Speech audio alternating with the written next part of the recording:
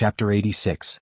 In the room where the Assyrian Empress Semiramis was located, Semiramis was waiting for the intruder outside the door while thinking about the other servants' battles. As for the battle between the servants on the other battlefields, they might not have the confidence to win, but the red side servants had a great advantage over the black side servants. Although Karna said that he would not care about the others if he saw the black saber was already dead, so there was no problem. Although Atlanta was weaker than Karna, her opponents were Rider Astolfo and Berserker Frankenstein. Even if she couldn't win, she could still restrain them. How dare a brat talk back to me? If it was the red saber, he could deal with her. It would be uncomfortable if he didn't see her desperate face. As for Achilles and his master Sharon, Achilles promised that he would win, but even if he didn't win, it would be fine. After all, there was still Karna, and the master's words were about to come out. And Shakespeare's noble phantasm was restrained by Joan of Arc, so there was no need to worry at all. So it was about time. Semiramis finished thinking and looked at the door in front of her that opened automatically. A ferocious uncle with sunglasses and a non-mainstream girl walked in. She smiled.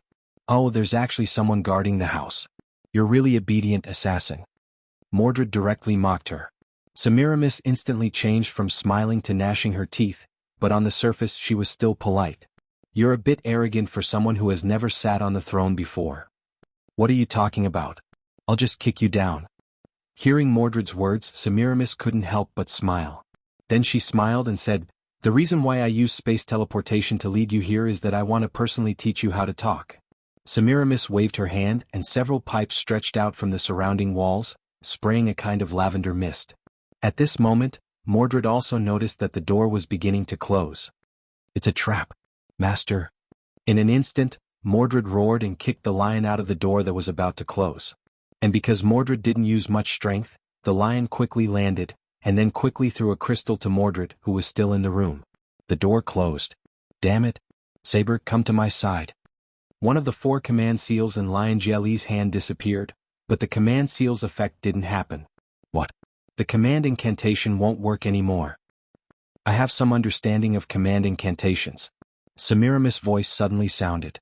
She continued, "Although the time is short, I can also interfere with the master's contract with the servant, including command incantations."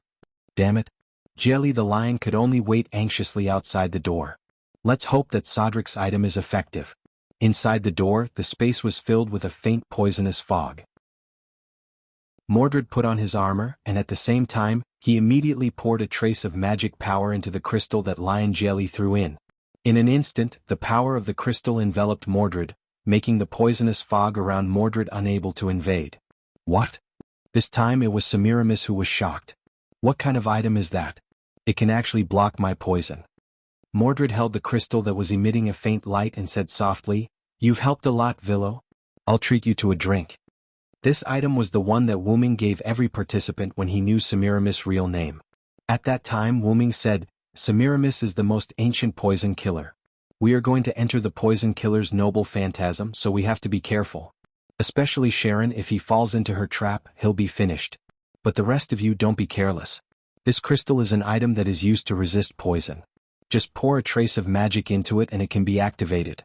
Carry it with you just in case." Mordred gave the crystal to Jelly. Mordred said that it was too much of a hindrance to carry it, and that it would be used when the time came. Jelly the lion threw the anti-poison crystal into the door before it closed. Wuming also judged the level of the Yggdrasil, world tree, item in the moon-shaped world. World-level items were classified as EX, God-level items were classified as A, Legendary-level items were classified as B, Holy Relic items were classified as C, Heritage-level items were classified as D, and the highest-level items were classified as E. What do you think? Vicious woman.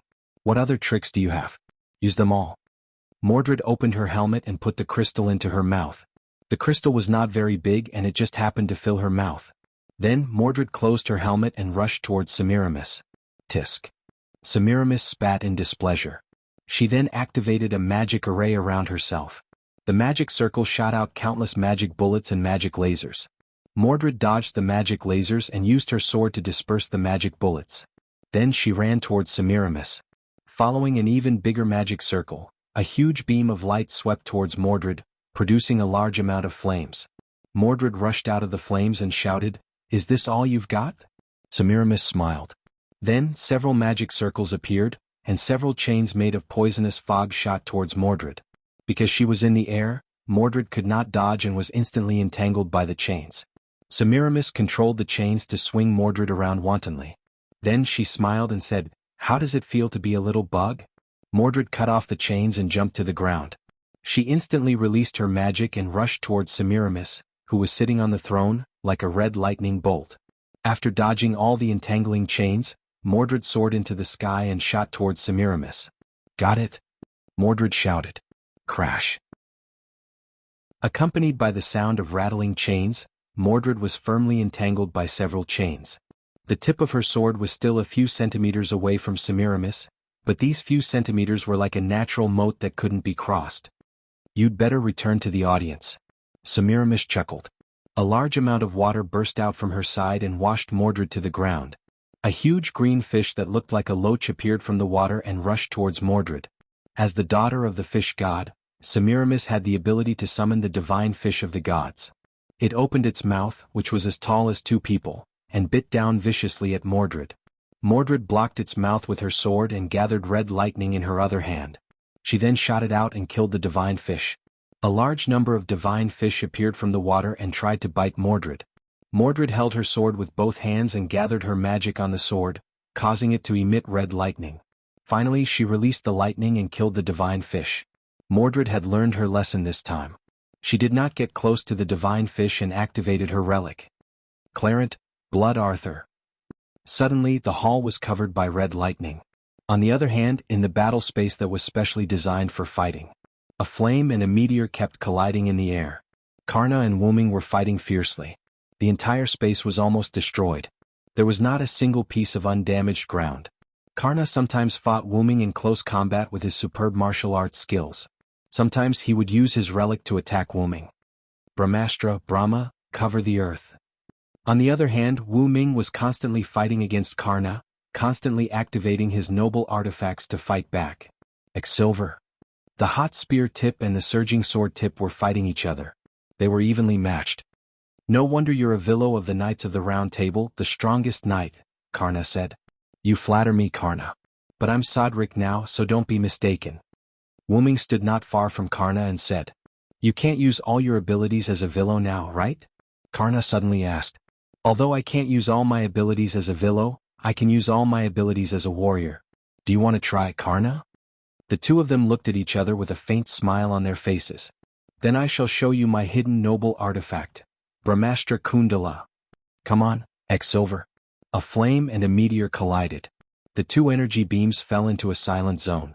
Then, like a nuclear bomb exploding, a huge mushroom cloud burst out from the point of contact between the relic and their weapons. Chapter 87. Wu Ming and Karna stood in the middle of the battlefield, where the ground could no longer be seen. The two looked at each other. "Even Brahmastra Kundala couldn't take you down," Karna said calmly. "I didn't hear the surprise in that sentence," Wu Ming said with a smile. Karna just shook his head and said, "You can block my Brahmastra Kundala, which means you are indeed the legendary British Silver Dragon Villo." Then he said, "It seems that Sodric, the General of Salvation of France, is not you. No, it's your other identity, Villo." Wuming obviously noticed that Karna had a special skill, and he already knew that he was both Sodric and a Villo. Poor man's insight A, the ability to see through the other party's character and attribute, and not be deceived by verbal excuses and deceit. "I once had the honor to ask the weak about their life and value, so I have the ability to see through the other party's character and attribute," Karna explained. "You are not an evil person.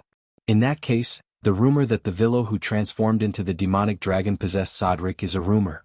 No, it should be said that the Villo and Sodric are the same person, so the rumor is also correct." Wuming couldn't help but praise, as expected of Karna, the hero of charity. "Yes, I am both Sodric and a Villo, but I am now summoned as Sodric, so I only have Sodric's skills and noble phantoms." Karna said, "Then, in order to show my respect, I will give you my strongest attack." After that, Karna's body began to ignite in flames. Upon closer inspection, the thin and sturdy golden armor on his body began to turn into flames. The flames gathered at the tip of the divine spear transformed from the Brahmastra. "Is that so? Then I can't hide it anymore." As he spoke, Wu Ming also raised his silver knight sword. "Comprehend the mercy of the King of Gods." Karna raised his spear, and the air around him began to heat up. Indra watched carefully. The armor completely peeled off his body and turned into flames. The damaged ground around him began to melt. Extermination this stab. The flames wrapped around the tip of the spear, forming a huge lightning spear. At this point, this place was already a sea of flames. Burned completely. A huge sun wheel shone behind him. Vasvi Shakti, O sun, submit to death. The stars hidden in the world. Meteor Silver's blade began to emit a white light, illuminating everything around it. A sacred sword that can wipe out all evil. Cracks appeared on the body of the sword, and an even more dazzling golden light burst forth from within. There's no need to cover your light anymore. The body of the sword was completely shattered, and a dazzling golden sword of light appeared. It was constantly floating, and the silver sword fragments were attached to the golden sword of light. The sword of light soared into the sky. Silver meteor. The unparalleled lightning collided with the dazzling starlight. The space somewhere in the sky garden gradually cracked. Sharon and Achilles were in an independent small world. Atlanta and Astolfo, Sieg, Frankenstein and Cowles were in the residential area of the sky garden. Semiramis and Mordred between the thrones and Gialli the lion outside the door. Joan of Arc in the environment and Shakespeare who was playing the role of evil. Shiro Amakusa who was about to walk out of the Great Holy Grail. These people all saw the scene and heard the sound of the world's destruction. Boom boom boom boom boom. The cracked space directly exploded, and a huge amount of energy violently poured onto the sky garden. A large amount of light seemed to have turned into a substance, raging and destroying everything in the sky garden. Whether it was Achilles and Sharon who came out of the one-on-one space after removing the star of soaring skies Dietricho Asteralonk. Atlanta who realized the crisis and fled quickly, and Astolfo, Sieg, Frankenstein and Cowles who were carried by the eagle.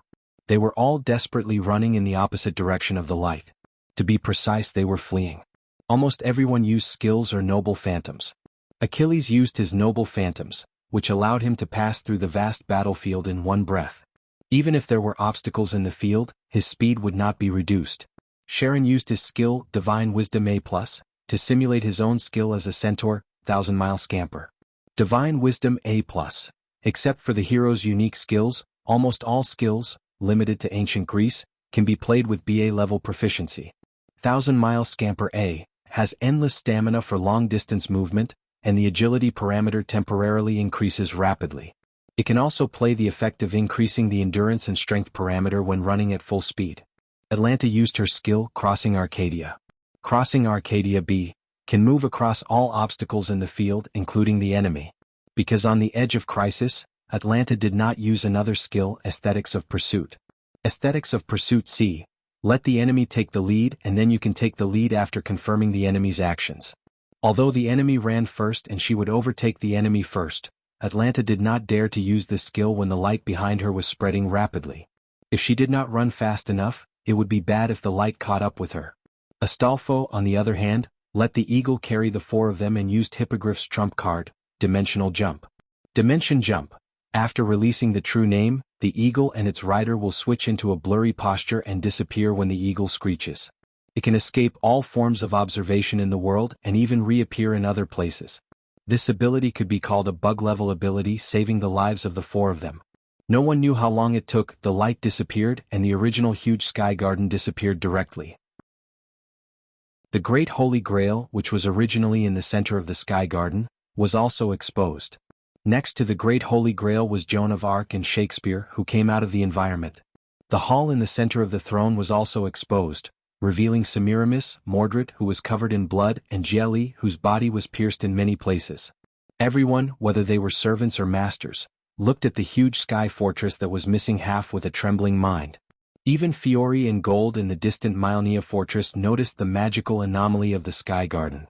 Semiramis had a special skill of double summoning, and she also had a caster class. As the noble phantoms of Semiramis' magic workshop, Hanging Garden of Babylon, evolved from the beliefs of many mistaken believers, so it was named Vanity. Because of that, the conditions to activate this noble phantoms were quite harsh. Not only did it require the wood, stone, minerals, plants, water and other materials from the ruins near Iraq's capital, Baghra, where Semiramis lived, but it also required 3 days and 3 nights of non-stop chanting to complete it. It was really 3 days and 3 nights, that is, 72 hours. And now, this magnificent building was about to disappear once again. Chapter 88. Before that, Joan of Arc, who arrived at the Great Holy Grail earlier than anyone else, encountered the biggest irony in history. "Oh, Joan of Arc, welcome to my stage," exclaimed Shakespeare in a strange whisper from Joan of Arc's environment. Joan of Arc looked at the changing scene around her and frowned. "This is my hometown, Domremy." Joan of Arc looked at her clothes that had changed into a village girl style and looked at the small village not far away. "Jean?" A gentle female voice came. Joan of Arc turned to look at the source of the voice. "Mother." Joan of Arc was a little surprised. She didn't expect this environment to be so realistic. Why are you called a witch and burned to death?" "What, Jean?" Joan of Arc's mother cried and crawled on the ground, her hands holding Joan of Arc tightly. "Come back to the village with me, Jean, don't worry about other people anymore," Joan of Arc's mother pleaded. But Joan of Arc didn't pay attention to her mother, not because Joan of Arc was unfilial, but because the environment in front of her was just created by Red Caster Shakespeare. "Red Team's caster, are you satisfied with this?" Jean said calmly. Then Shakespeare's voice sounded in the air. "No, the drama has just begun. Let's begin the second act." When Shakespeare's voice fell, Joan of Arc found that there were two curtains in front of her, like the curtain on the opening and the closing stage. One opened. When the curtain opened, the scene in front of Joan of Arc changed again. Joan of Arc stood on a high ground, holding the holy flag in her hand, commanding the French soldiers behind her to rush to the British enemy. For a time, the entire battlefield was covered with blood, and a lot of lives were constantly lost. Some people begged for mercy, but they were still killed. In an instant, Joan of Arc was full of dead bodies. "It's covered with blood, Your Highness Saintess." Shakespeare's voice sounded in the air. However, Joan of Arc didn't have much of a reaction to this. "It's useless to show me anything." Joan of Arc then raised her hand and looked at it. "Since the hands of those who follow me are dirty, then my hands are dirty, and I have never felt fear of this." Suddenly, as if a corpse had come back to life, a gorgeously dressed corpse suddenly sat up, but that face was Shakespeare's. He looked at Joan of Arc and asked, "Then, let me ask you as the representative of Charles VII. Then a corpse beside Joan of Arc suddenly raised its head. Needless to say, it was another Shakespeare's face. "You stepped forward bravely and went to the battlefield. Dirty my hands with blood and win back France." Then the corpses around her raised their heads and asked Joan of Arc, "However, you were burned at the stake in the end. How sad is this? In my opinion, this is betrayal, tragedy, despair. Even so, do you still believe in the Lord? Do you still think that fighting is meaningful?" However, Jean still turned a blind eye to these and replied calmly, "Of course. My death is a fate that I have never escaped." Then Joan of Arc raised the holy flag in her hand and said, "Since I raised this flag, I have lost the right to die peacefully in my hometown." For Joan of Arc, who was not affected in the slightest, Shakespeare was not disappointed. One of the corpses snapped his fingers and the scene changed. Joan of Arc looked at herself in a prisoner's uniform, her hands were handcuffed, and the handcuffs were connected to this rope. She was led forward by a knight riding a horse in front of her. In this way, how could Joan of Arc not know where she was now? "What a bad taste, Caster," Joan of Arc said sarcastically to Shakespeare. No, this time it's not you, Lady Saint." The knight riding the horse in front turned back and looked at Joan of Arc. Sure enough, it was another Shakespeare's face. Shakespeare pointed to the front, and Joan of Arc looked in the direction he pointed. Joan of Arc's pupils shrank slightly. Sauterlec. Yes, it was Joan of Arc's childhood friend, General Sauterlec or Wu Ming, who was burned at the stake in this illusion. Wu Ming's eyes were lifeless as he was tied to a pillar by iron chains. The flames around his body were burning fiercely. Joan of Arc hurriedly ran over, but when she was still a certain distance away from Wu Ming, she was pulled by the rope in her hand. Why didn't you burn me?" Joan of Arc hurriedly asked a priest standing under the execution platform. The priest looked back at Joan of Arc with Shakespeare's face, took out his noble phantasm and replied to Joan of Arc, "The fantasy constructed by my noble phantasm is your memory, that is to say, the death of General Sauterlec is your idea, Saint Joan of Arc." Shakespeare's last words hit Joan of Arc's heart, and she began to panic.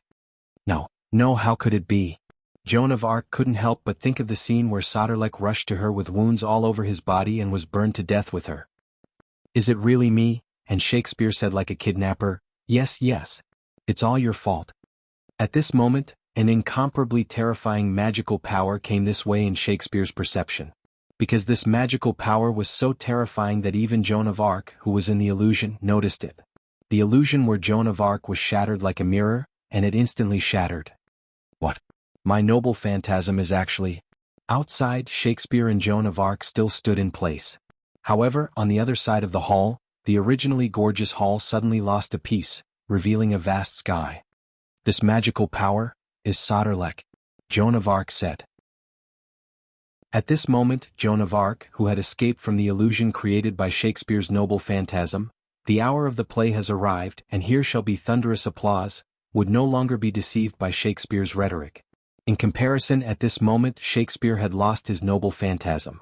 Subsequently, the floating fortress, hanging garden of Babylon, which had lost half of its power, had completely lost its ability to float. Although the central area had been slightly damaged, this little bit would not be of any help to the sky garden, which had lost half of its floating ability. The reason why the floating garden could float was because of the inverted magic inside. Whether it was water or plants, they would flow and grow in the opposite direction. The water would flow from top to bottom, and the plants would stay from bottom to top. At this moment, in the central area with the Great Holy Grail, a large amount of water began to fly to the sky. After leaving the magic range of the floating garden, it fell to the ground. Not only the water but a large number of broken buildings began to fall to the ground. The remaining half of the floating garden was also on the verge of collapse, slowly falling to the ground. It was getting faster and faster until it fell to the forest below, making a sound like an earthquake. A large amount of smoke and dust rose to the sky and it lasted for a long time. Chapter 89. Amidst the ruins of a large number of buildings, a hand suddenly reached out from one of the taller ruins. Accompanied by a burst of debris and dirt, Wu Ming struggled to crawl out. Wu Ming was covered in wounds and his broken armor was almost completely gone. Wu Ming panted heavily and looked ahead tiredly. He saw another hand reaching out from the taller ruins. However, compared to Wu Ming who struggled to climb out, this figure was more illusory and weak. After getting out of the ruins, he half squatted on the ground. Karna could no longer stand. After all, compared to Wu Ming who did not sacrifice any defense, Karna had stripped off the armor that was connected to his skin to form Karna's most powerful noble artifact, Sun Wheel, Obedient Death, Vasvi Shakti. In the Hindu mythological narrative Mahabharata, Karna was willing to strip off his armor and give it to the Thunder Emperor Indra because he knew that he had been tricked. Indra was moved and gave Karna a divine spear that could kill everything with one hit. The noble artifact that evolved from it became Karna's strongest defense and received a certain degree of damage to obtain his most powerful attack. However, because his body was already damaged and had no defense, under the aftermath of the collision between Sun Wheel, Obedient Death, Vasvi Shakti, and Meteor Silver Meteor, Karna's injuries were more serious than Wu Ming's. Even his spirit core was slightly cracked. Cough. As expected of the legendary knight Vilo, Saranthed.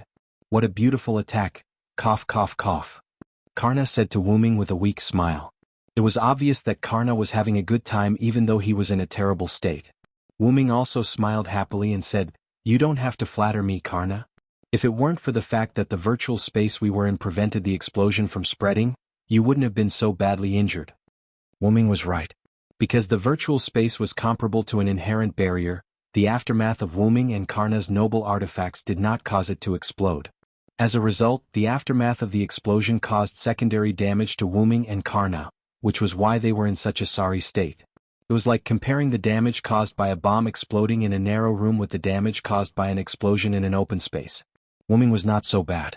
Although he was not in his true form, he still had the protection of his incomplete dragon scales, so his spirit core was not damaged. However, he was still injured. Cough cough. I've heard of the Star Holy Sword X Silver. Now that I've seen it, its power is indeed extraordinary. In the face of Karna's praise, Wu Ming felt a little helpless and blushed inwardly. After all, Wu Ming did not have this noble artifact in the first place. Wu Ming, who was in the real world of Wu Ming, did not have this noble artifact. Even Wu Ming, who was in the real world of Vilo, did not have this noble artifact. This noble artifact evolved from one of Wu Ming's skills with the help of suppression. Miracle, legendary? Dragon, legendary? Miracle, legendary? Before Wu Ming faced Karna's strongest attack, he had the belief that he had to win, which led to the activation of this skill. In addition, the suppression of the world where Wuming was in had a special relationship with Wuming, so to a certain extent, it supported Wuming, allowing him to obtain an evolved noble artifact. Silver Meteor, X Silver Meteor, Level, EX Type, Evil Noble Artifact Distance? Maximum Catch? This was a treasure created by the suppression of the planet. The Sacred Star Sword, which had been released from its suppression, had the effect of judging the enemy as evil. As long as the enemy was the owner's enemy or someone who had to be defeated, the Sacred Star Sword would give the enemy the attribute of evil. The target of the judgment was both a person and an object. Even concepts such as space and time could be included in the judgment. Because the noble artifact was a part of himself, Wuming immediately used it after obtaining it. He was not unfamiliar with it at all. The suppression knew that Wuming, who was in the real world of Wuming, would not be able to defeat Karna, so it forcibly added a noble artifact to Wuming by relying on Wuming's wait for me skill, Miracle. After all, the character of Sodlek was created by the suppression of history. Adding a noble artifact at the last minute was not a big deal to the suppression.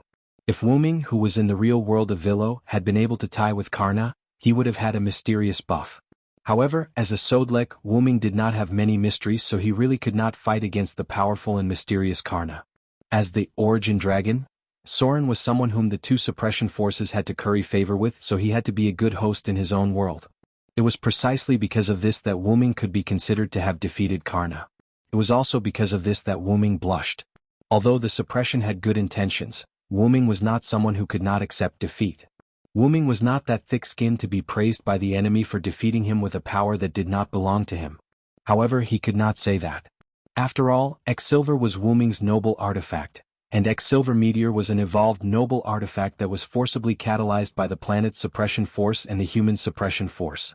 Even without the suppression force's interference, Wuming's X-Silver could still evolve into X-Silver Meteor or an evolved noble artifact that was as powerful as X-Silver Meteor. This was also the reason why Wuming did not hesitate to use X-Silver Meteor. It would be his sooner or later, so it did not matter if it was earlier or later. After all, Wuming was not a heroic spirit that could not grow. Wuming himself could grow, including a part of his noble artifact. Karna could also see that Wuming was a little embarrassed. Although he did not know why, he immediately changed the topic. "Can you grant me a request, Your Excellency Sirenthad?" Karna no longer called Wuming Sodric. After all, the power that defeated him was from the Villo. "Please speak." Wuming looked at Karna, who was about to disappear, and nodded.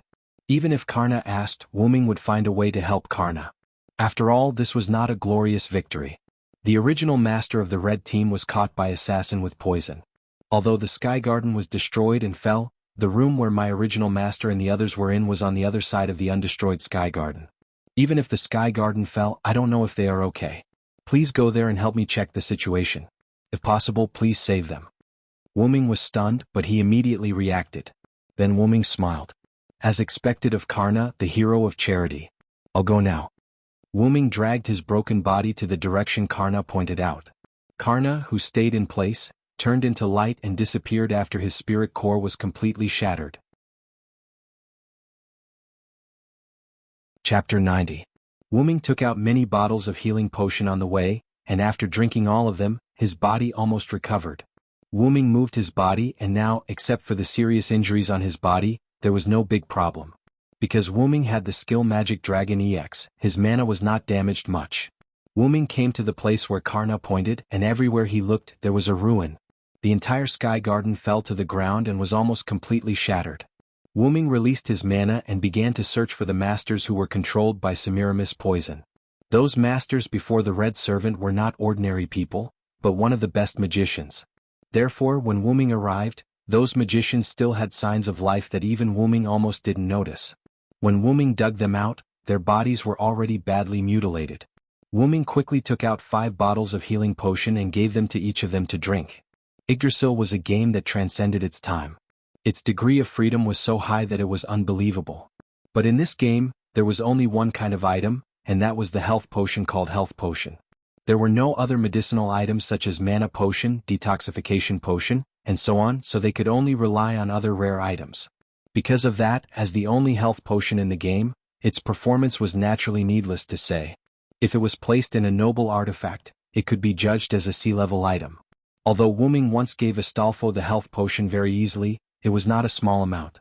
When he first treated the androids, Wu-Ming ordered everyone to take 1/3 of the health potion. That was to prevent the androids, who acted as a mana supply battery, from being infected by the bacteria in the air as soon as they came out of the incubator. Sieg was a good example. Because he left the incubator for too long, Astolfo said that before Astolfo took Sieg away, Black Archer Sharon gave Sieg a simple treatment. However, androids born as magic power batteries were different from androids born to fight. Because the androids, which were magic-powered batteries, did not need to move around in the outside world, their creators did not give them excellent physical fitness. It could be said that they would not survive without the nutrient solution in the incubator. This was the racial flaw of the androids that were born as props. Although Sieg was saved by Wu-Ming's potion at that time, Wu-Ming did not have a way to solve his gene problem. After all, even if the game had a high degree of freedom, there were no items related to genes. The game was enjoyable, not a headache. Because of the transplanting of Siegfried's heart, Siegfried was strengthened by the dragon heart and eliminated the flaws of the androids. As for whether the heart would disappear or not, since Sieg was connected to the heart, the magic circuits were naturally connected as well. Sieg's heart was supported by Sieg's magic power, so it naturally wouldn't disappear. Over time, his heart would definitely fuse with Sieg's. The androids who were fighting forces were not much better. After all, they were weapons that could be thrown away after being used, and they participated in the battle as cannon fodder. The androids that were rescued had their physical fitness temporarily improved by Wu-Ming's potion at that time. It was mainly thanks to Gould, the creator, who adjusted their physical condition later on, that they could live like ordinary people. As for the 5 masters, Wu-Ming was still afraid that they would die halfway, so he gave them a whole bottle of the potion. It must be noted that this was a potion that was comparable to a C-grade item. Seeing that the 5 masters had not woken up yet, Wu-Ming remembered that Karna said that they were poisoned. Wu-Ming immediately took out a short staff. This short staff could remove the poison status of any item below the divine artifact level. It was an item that could be used by injecting magic power into it. However, it had a limited number of uses. After the number of uses was used up, it would disappear. It was because Wu-Ming was restricted by his class that Wu-Ming took out this high-level item with restrictions. Moreover, Wu-Ming speculated that the poison used by Semiramis was definitely not a high-level poison. Otherwise, these people would have died long ago. Detoxification. The short staff emitted a green light, enveloping the 5 unconscious people. After a few seconds, the short staff shattered and disappeared. Wu-Ming looked at the short staff that disappeared in his hand and couldn't help but sigh. As expected of the poison used by Semiramis, the most ancient poisoner, it completely exhausted the short staff's number of uses. Although the level of this poison was not the highest, it still exhausted the detoxification short staff's number of uses. A few seconds later, the 5 people lying on the ground opened their eyes and sat up weakly. This place is...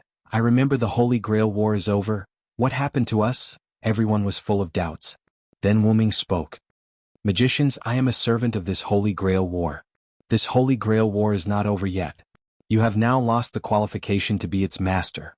As for what happened, you can find out in the future. This place will soon become the battlefield of a great war. After Wu-Ming finished speaking, he turned into a spirit and disappeared. These magicians looked at the place where Wu-Ming disappeared. They could see that the person just now was not an ordinary person, and they chose to believe in Wu-Ming. They immediately struggled to stand up and walked in the direction that Wu-Ming just pointed. After Wu-Ming gave advice to the group of magicians, he went to the place where the Great Holy Grail was. Fortunately, this was a forest. If it fell into the city, it would be troublesome. Wu-Ming thought. When Wu-Ming arrived at the Great Holy Grail, he saw 2 groups of people facing each other. The Great Holy Grail was revealed from the ruins. It was a ball with a huge female sculpture inside. In front of the Great Holy Grail, 2 groups of people stood in front of the Great Holy Grail. On one side there was Red Assassin Semiramis, Red Rider Achilles, Red Archer Atlanta, Red Caster Shakespeare, and Ruler Shiro Amakusa, who hurriedly came out because of the fall of the Sky Garden. On the other side there was Red Saber Mordred Lion Jelly, who was the master of Wu-Ming, and Mordred Black Archer Sharon, Black Rider Astolfo, and Astolfo's master Sieg, Black Berserker Frankenstein, and Frankenstein's master Cowles, and finally Ruler Joan of Arc, the referee of the Holy Grail War. In addition to the masters, when the servants saw the arrival of Wu-Ming, Amakusa's people's faces changed slightly, while Joan of Arc's people were happy. Although it seemed that Joan of Arc's side had more people in terms of heroic spirit strength, they were still stronger than Shiro Amakusa's party. If they really fought, the black side might not necessarily have an advantage, but now with Wuming the situation was completely reversed. Only Wuming rushed over, which meant that Karna was defeated. A servant who could defeat Karna was better than Amakusa's side. Looking at Wuming's seemingly unscathed appearance, Shiro Amakusa couldn't help but frown. I didn't expect you to win against Lancer. You're not Sodric, are you Villo, Knight of the Round Table? Shiro Amakusa said. After all, such a powerful holy sword of star, even based on Semiramis' description, Shiro Amakusa was sure that it was the noble phantasm of the Knights of the Round Table Villo. Wuming stood beside Joan of Arc, and his helmet began to disintegrate and attach to his shoulder. Then Wuming looked at Joan of Arc and the others, who were in a sorry state but didn't suffer any injuries. Wuming first smiled at Joan of Arc, then looked at Shiro Amakusa. Then you've guessed wrong, Shiro Amakusa. I am indeed Sodric, but that's only because I'm also a Knight of the Round Table, Vero. This time I'm only being summoned as Sodric. Chapter 91. Because Joan of Arc and the others had already been informed by Wuming, they weren't surprised. However, seeing that the people from Amakusa weren't surprised either, it seemed that they had already been informed by Shiro Amakusa. Achilles and Atlanta revealed an expression that said, "So that's really the case."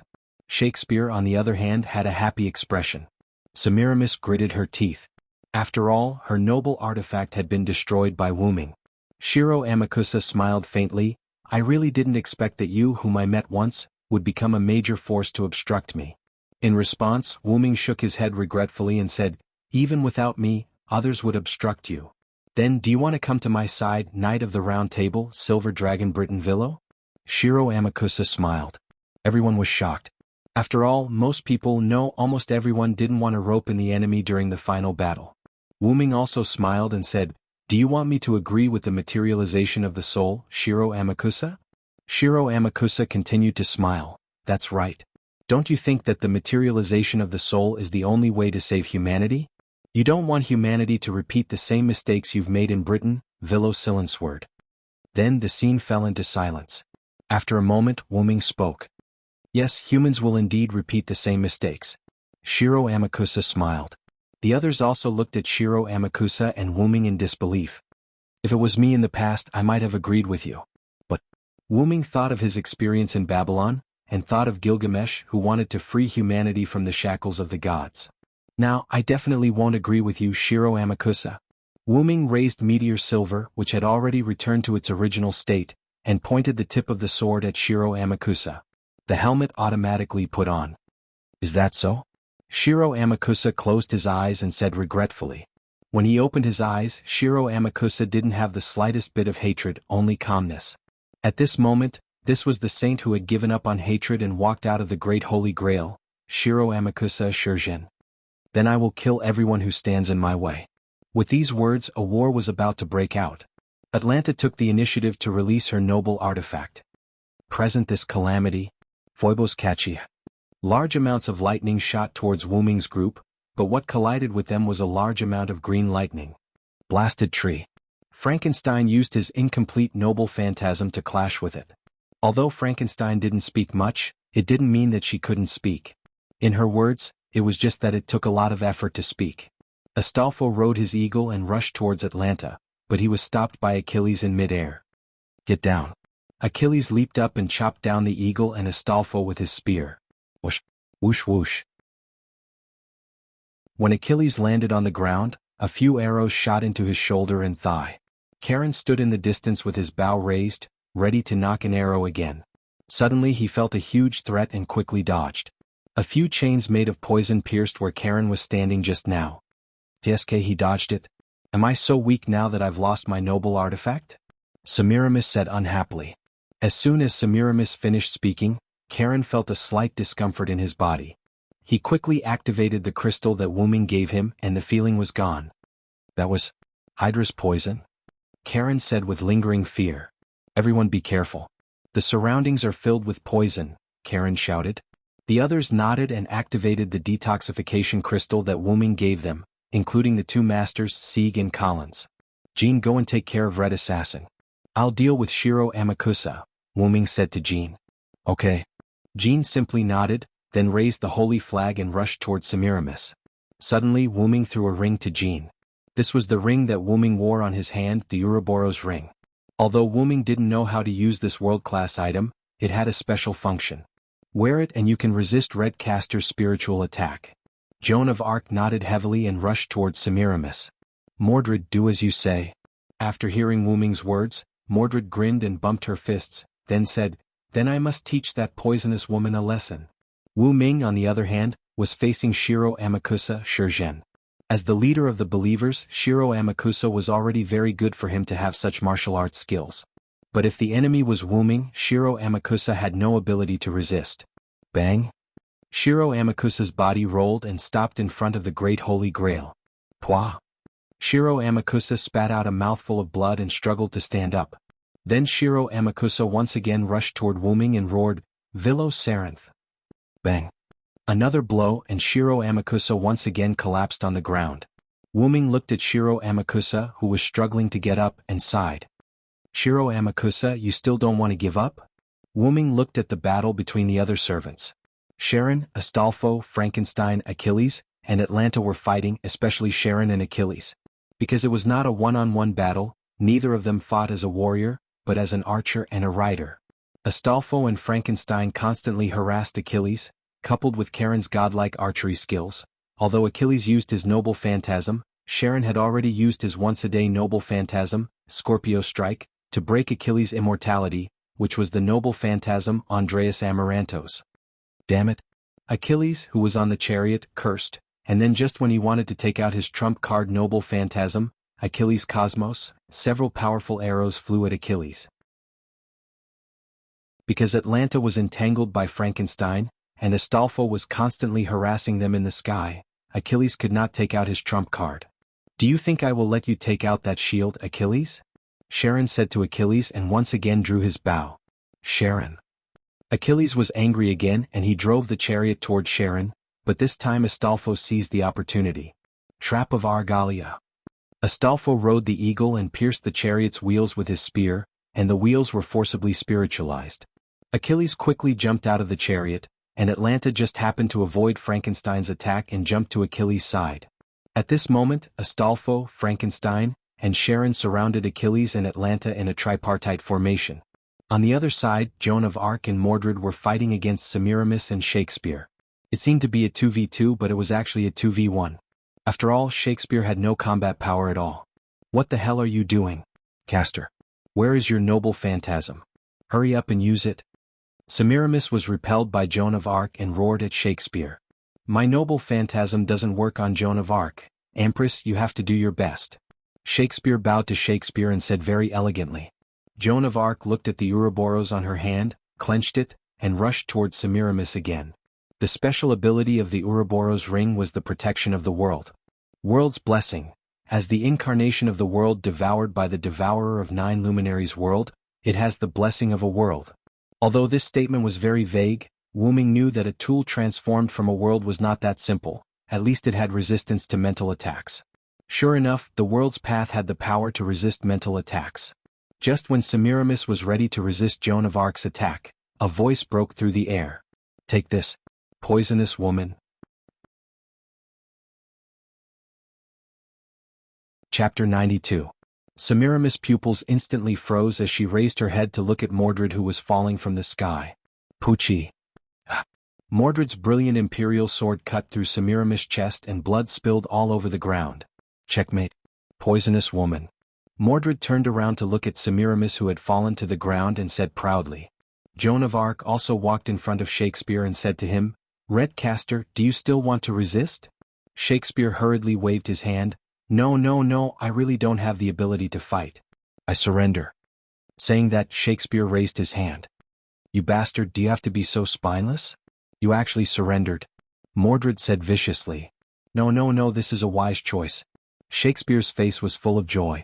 Turning around, Wu Ming looked at Shiro Amakusa. You see, you have already lost, Shiro Amakusa.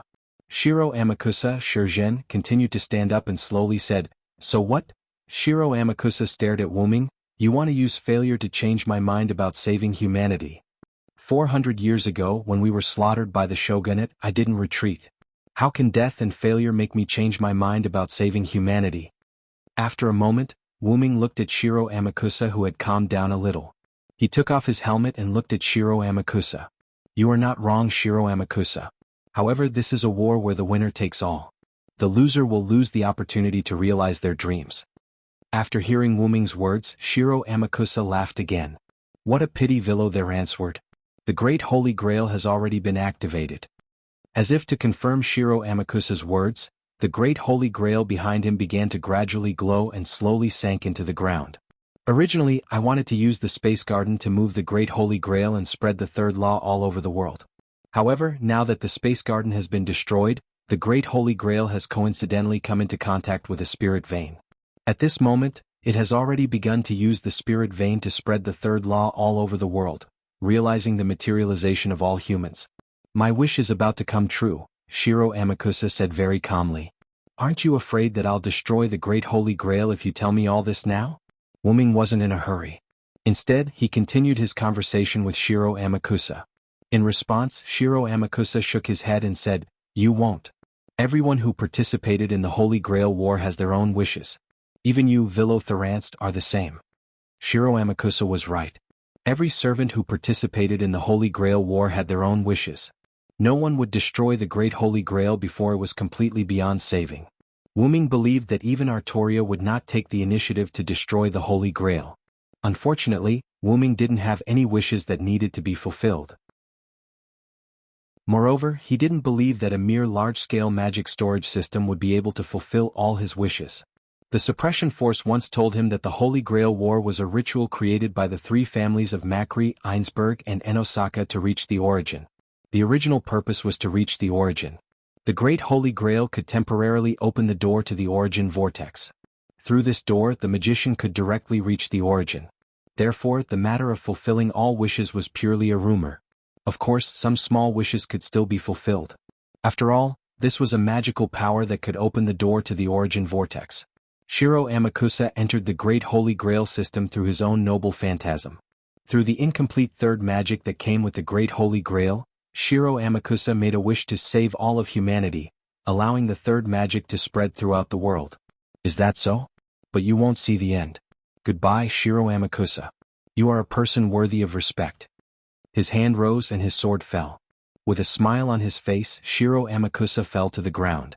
The other servants of the red team began to leave because of the death of their master, Shiro Amakusa. Achilles and Atlanta looked at their bodies gradually disappearing and gave up resistance. Sharon, Astolfo, and Frankenstein also did not continue to attack. What a pity, One-san. Achilles smiled. Ah, that's right. It's a pity that we can't see the end, but the Great Holy Grail has been activated. It's just a matter of time, Atlanta said calmly without the slightest regret or rejoice. Then Achilles looked at Sharon. Sensei, this one-on-one duel was interrupted.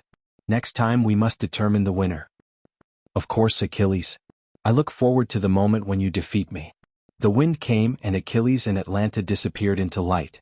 On the other side, Semiramis lay on the ground powerlessly, looking at the body of Shiro Amakusa. Master, I actually feel sad. What's wrong with me? The famous Empress of Assyria left the stage. Oh, this is really a wonderful comedy, I am very satisfied. Shakespeare wrote the script and disappeared into particles. At this point, the red team servants of the Great Holy Grail left except for Mordred. So, what about the Great Holy Grail? It seems that it can't be stopped. Astolfo stood beside Sieg. Sieg, Cowles, and Leo were unable to get involved in the battle of servants as humans, so they were slightly away from the battlefield before the start. Do we really have to destroy this? That's such a pity, Mordred grumbled. It seems that this is the only way. Jean said carefully. After all, not every servant would sacrifice their wish for humans. Wu Ming looked at the several servants present. Sharon, Astolfo, Frankenstein, Mordred, and Jean. In addition to himself and Jean, there were 5 servants. Sharon was the first to speak. I choose to give up. Instead of restoring my immortal body, it's better to choose to save humans. I also give up. Anyway, I don't have any important wish. It doesn't matter. This is also for Master. Astolfo smiled and then looked at Sieg. I don't need the Holy Grail. My people have been saved. I thank Sodric again. No, Mr. Villo. Sieg bowed to Wu Ming. You don't have to do this, Sieg. This is also my agreement with Sieg. Wu Ming waved his hand indicating that Sieg didn't need to do this. Oh. Frankenstein also shook his head. Although he didn't know why Frankenstein didn't hesitate, perhaps Cowles had already prepared himself mentally in advance. I also give up. We will solve the matter of our Eugomarinia family. Cowles said firmly. I don't need the Holy Grail. I have found my real wish. This time let's forget about it. Mordred laughed. Leo was a little surprised and then fell into deep thought. Then Leo opened his mouth. Then I will also give up. Mordred smiled knowingly and looked at Leo Jelly. Leo Jelly also smiled knowingly and bumped their fists. In that case, Master, use all the command seals to support me. I'm going to change my class. Ha. Everyone was surprised. Chapter 93. Wait, what did you say? Change classes? Leo Jelly asked in surprise. Really? Is this something that a servant can do? Collins asked Wu Ming. The others also looked at Wu Ming in shock. In this regard, Wu Ming smiled. Of course my own strength is still limited, but if I rely on this, then... Wu Ming said, then pointed to the Great Holy Grail behind him. You mean, rely on the Great Holy Grail to make a wish? But the Great Holy Grail has now been made a wish by Shiro Amakusa. Leo Jelly was very puzzled. Although the Great Holy Grail has been made a wish by Shiro Amakusa, don't forget that this Great Holy Grail was directly taken away by Danica in the middle of the Third Holy Grail War 60 years ago. In other words, the Great Holy Grail has stored 120 years of magic. Even if Shiro Amakusa has made a wish, there is still some magic left in the Great Holy Grail. With the command seal provided by Master, it is enough for me to change classes. Wu Ming explained. Then what class do you want to change? Karen asked the question that everyone wanted to ask. Wu Ming smiled mysteriously and said, of course it's the caster class. But, even if you are a Villo of the Knights of the Round Table, I remember that Villo only knows some small magic. That should not be enough to deal with the current situation, right? Leo Jelly asked. You can rest assured that my body is the original dragon. How can I only have one identity? Everyone then remembered that Wu Ming had previously said that he had many experiences in other worlds. Since Wu Ming could go to other worlds, there was no guarantee that Wu Ming had other identities in this world. Afterward, Lion Jie Jelly sighed. I understand. Then I will use the command change class as the command and use the command seal. After a while, the ruins around the Great Holy Grail were cleared by the party. Then Wu Ming took out all kinds of ores, gems and other tools that could be used to construct magic circles and Dragonist. He melted them with his mana and began to draw a summoning circle in front of the Great Holy Grail. After all, changing classes was something inconceivable for a servant, so he had to be cautious. That was why Wu Ming used the summoning circle. After Wu Ming finished his preparations, he stood in the center of the magic array. Let's begin, Master, Wu Ming said to Jelly. Yes. Everyone stood not far away from the lion's realm of calamity, watching this unbelievable scene with rapt attention. Jelly the lion raised his hand that held Wu Ming's command seal. At the cost of all command incantations, my servant Sodric, change your class. After Lion Jie finished speaking, the command incantation in his hand emitted a red light and disappeared. Wu Ming felt the power of the command incantation and began to make a wish. Great Holy Grail, fulfill my wish and let me change my class. In an instant, the Great Holy Grail began to shine. The magic lines around the magic array where Wu Ming stood also began to shine. The light became brighter and brighter. Everyone began to be unable to bear it and raised their hands to cover their eyes. After about 10 seconds, the light began to weaken. Everyone once again looked at the place where Wu Ming stood. Wu Ming was wearing a white robe. His originally black hair had turned golden.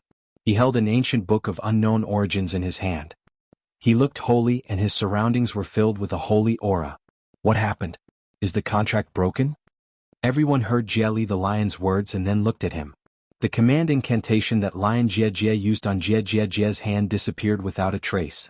According to the records of the Holy Grail War, a command incantation would leave a trace after it was used. Even if the contract was broken or the Holy Grail War ended, the command incantation would not disappear.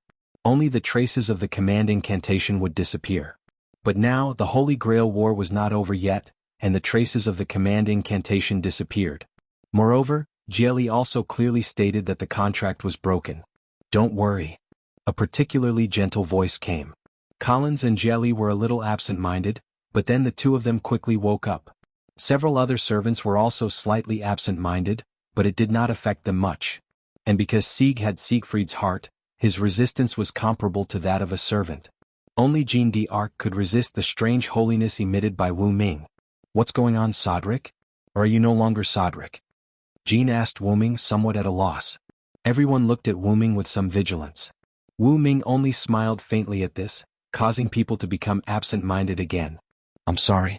After all, this is the first time I've adapted to this class. I'm still a little uncomfortable with my own power." After Wu Ming finished speaking, everyone felt that the sacred aura on Wu Ming's body was covered up. Phew, that was really scary. I felt like I was worshipping Sodric just now.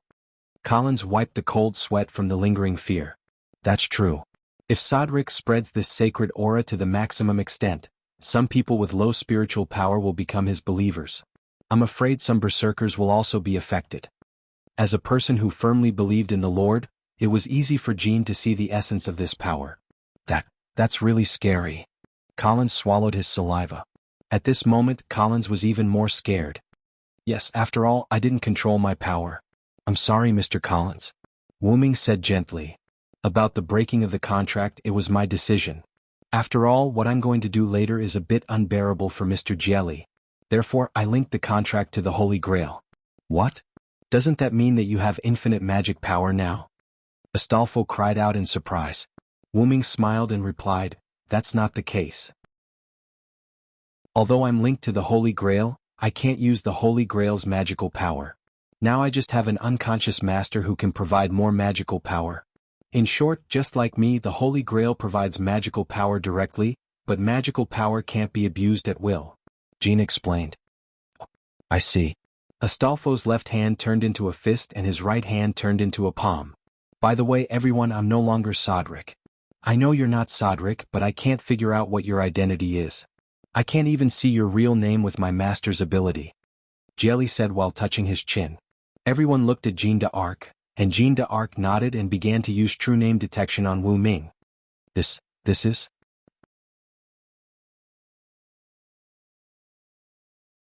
Chapter 94.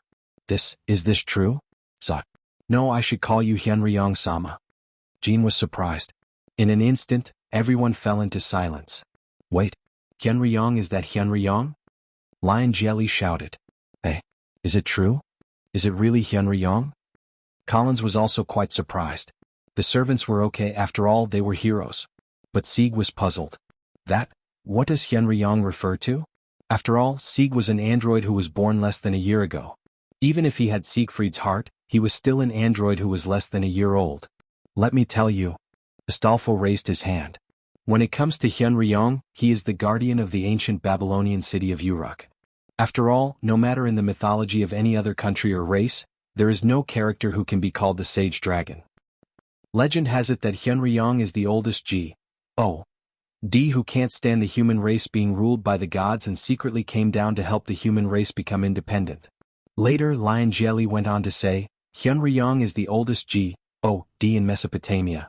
His status as a D can be compared with Tiamat, the Sumer mythical creator of Mesopotamia. But it is more said that Hyunryong is the son of Tiamat, the god of Sumer mythical pantheon. In addition to the 11 magical beasts born by Tiamat, he is also the elder brother of the 11 magical beasts. Collins added. But for some reason, the virtuous dragon did not belong to the side of the gods, nor did it belong to the side of the magical beasts. One day, it descended upon the city of Uruk and became the guardian god of mankind, Sharon said. Legend has it that Hyunryong is quite mysterious. He has neither a fixed name nor a fixed body. The reason why he is called Hyunryong is because in the oldest epic, the Epic of Gilgamesh, he came to Uruk in the form of a dragon and cultivated the oldest king, the hero king Gilgamesh. As the symbol of the end of the gods, he has the title of sage. Back to Astolfo. Amazing. Does this mean that the French general Sodlek is a Sumerian god? Sieg exclaimed in shock. Everyone thought about it and realized that it was indeed as Sieg had said. The French general Sodlek was a Sumerian god. At this moment, Wu Ming seemed a little unnatural. How would I know that just because I taught the ancient king on a whim, the restraints turned me into such a fantasy legend? What Tiamat? What Lord God? Do you believe such nonsense? Even if there are historical records, do you believe it? Oh my god. But on the surface, Wu-Ming still maintained a smile. But reality proved that the two restraints once again created an invincible identity for Wu-Ming. Although the origin dragon would become as invincible as the legends said after reaching adulthood, Wu-Ming was still quite a distance away from adulthood. For now, Wu-Ming only had a strong life force and powerful support-type talents. There was still a long way to go before he could reach the level of the god of creation, Tiamat. Ahem. Alright everyone, don't get so worked up. After all, I'm a special dragon who can freely roam through all eras. It's not a problem to have more legends. Also, when I'm a character, I can't use powers outside of the norm. Otherwise, that era will instantly reject me. Also, just continue to call me Sodlek. After all, as Hyunryong, I don't have a real name. Everyone understood. After all, in the historical records, there was indeed no mention of Hyunryong. There was only the name Hyunryong. After everyone calmed down, only Jean seemed to be unable to let go of something. She seemed to be thinking about something. But because time was tight, Jean didn't intend to ask anything here. Of course, Wu-Ming also realized it. As someone who grew up and died with Joan of Arc, how could he not know what his childhood sweetheart was thinking? But just as Joan of Arc thought, there wasn't much time left. Wu-Ming flipped through the uninscribed incantation book in his hand, and large amounts of unknown magic appeared on the Great Holy Grail. Now, almost half of the Great Holy Grail had sunk into the ground. So, I'm going to take the exam, Wu-Ming said. Everyone was a little surprised. They thought that Wu-Ming had already started. In fact, they weren't wrong. Wu-Ming had indeed started, but after becoming caster, he became interested in the Great Holy Grail. Of course, it wasn't a wish but an interest in the third method. Therefore, Wu-Ming decided, Ancient and eternal primordial dragon, show yourself and save the world once more. As soon as his voice fell, a large amount of magic began to gather from the Great Holy Grail into Wu-Ming's body. Then Wu-Ming's noble artifact began to appear. Heaven Age. At this moment, everyone, including the entire Romania and even the powerful magicians all over the world, felt an extraordinary pressure. A huge silver-white dragon appeared out of thin air. It was mysterious and sacred, giving people a sense of worship. Lion Jelly and Cowls had already knelt down and were mumbling to themselves. Sieg struggled, his legs bent. Because of Sieg's heart, he was not like Leo Jelly and Collins. Astolfo supported Sieg on the side, although he was also uncomfortable. Even with the enhancement of the noble relic, the white dragon was still able to affect Astolfo. The other servants were the same. Those who had magic affinity were fine. Those who didn't have magic affinity were almost the same as Sieg. Tulifas and all the residents of Romania were like pilgrims, kneeling in the direction of the Great White Dragon. The Great White Dragon landed and looked at Wu-Ming and the others. Then, without saying anything, he directly grabbed the Great Holy Grail that had sunk into the ground with his hand. Like an uprooted tree, dust flew everywhere. Then the Great White Dragon grabbed the spherical Great Holy Grail with one claw and flew into the sky. Maybe because it was the first time he used this noble artifact, Wu-Ming triggered the punishment of this era. Just as the dragon's body gradually became transparent, as if it was about to disappear, a lightning bolt appeared out of thin air and struck the dragon. However, the Great White Dragon did not howl but disappeared. At this time, the Great White Dragon that affected Romania and even the whole world left. The humans who were affected by the Great White Dragon's sacred breath were gradually recovering at this moment. When Leo Jelly and Collins came back to their senses, they saw a group of extremely weak servants, including Wu-Ming. Just now, that was... Collins stuttered. Wu-Ming gasped and replied, that was my original body, the original dragon at the root. Yes, one of Wu-Ming's noble artifacts as a caster was to summon his original body. After all, Wu-Ming was now using a body purely composed of magic. Wu-Ming summoned his original body that was sleeping in the root. At the moment when the Great White Dragon appeared, the Great White Dragon and Wu-Ming had the same thought, just like Wu-Ming was controlling the Great White Dragon, or the Great White Dragon was controlling Wu-Ming, the two were the same person. The original body that was summoned by Wu-Ming's noble artifact as a caster did not have the ability to travel through the world on its own, and it also became rejected by the world. Although it was hard to believe it was the truth. But because the modern era was the era of the disappearance of high-level mysterious creatures such as the Great White Dragon, the era would not allow such creatures to appear in the world. Therefore, when the Great White Dragon left, the punishment of the era came. The Great White Dragon seemed to be unaffected, but in fact, it was all fed back to Wu-Ming. At this moment, the magic in Wu-Ming's body was almost exhausted. That's right, the EX level magic was almost exhausted now. Because Wu Ming used magic to offset the damage of the punishment on himself, it had not completely offset the punishment brought by the era. It's terrible? Liu Jelly said. Yes, that involuntary kneeling from the heart, was terrible. Chapter 95. Indeed, after all, it's my first time using this noble phantasm. I subconsciously activated the sacred aura emitted by my body. I'm really sorry, everyone. Wu Ming said with a face full of guilt. Wu Ming's noble phantasm would open a channel in his body. This channel was big enough to accommodate his body, and small enough to accommodate even a scale. In other words, Wu Ming could achieve the emergence of part of his body by not fully releasing this noble phantasm. Imagine that when the opponent released a big move, he could suddenly summon the invincible dragon scale in front of him, blocking the enemy's attack. He could also summon the sharp dragon claw in his hand and use it as a weapon. As for his other noble phantasms, except for the inscription book, the other noble phantasms were obtained through sublimation. Wu Ming couldn't help but think of the two major restraints. There was no doubt that many noble phantasms of his caster class were their masterpieces, including his caster class template. I didn't expect that, Villo. You're so strong. If you weren't forced to leave, Father might not have to work so hard. Even if Mordred was weak because of the white dragon, she was still full of energy when she spoke. However, this unintentional sentence made Wu Ming silent. Perhaps she realized that she had said something wrong, so Mordred quickly changed the topic. By the way, where did your body go with the Great Holy Grail? Wu Ming breathed a sigh of relief, then said with a smile, Of course, it's the origin.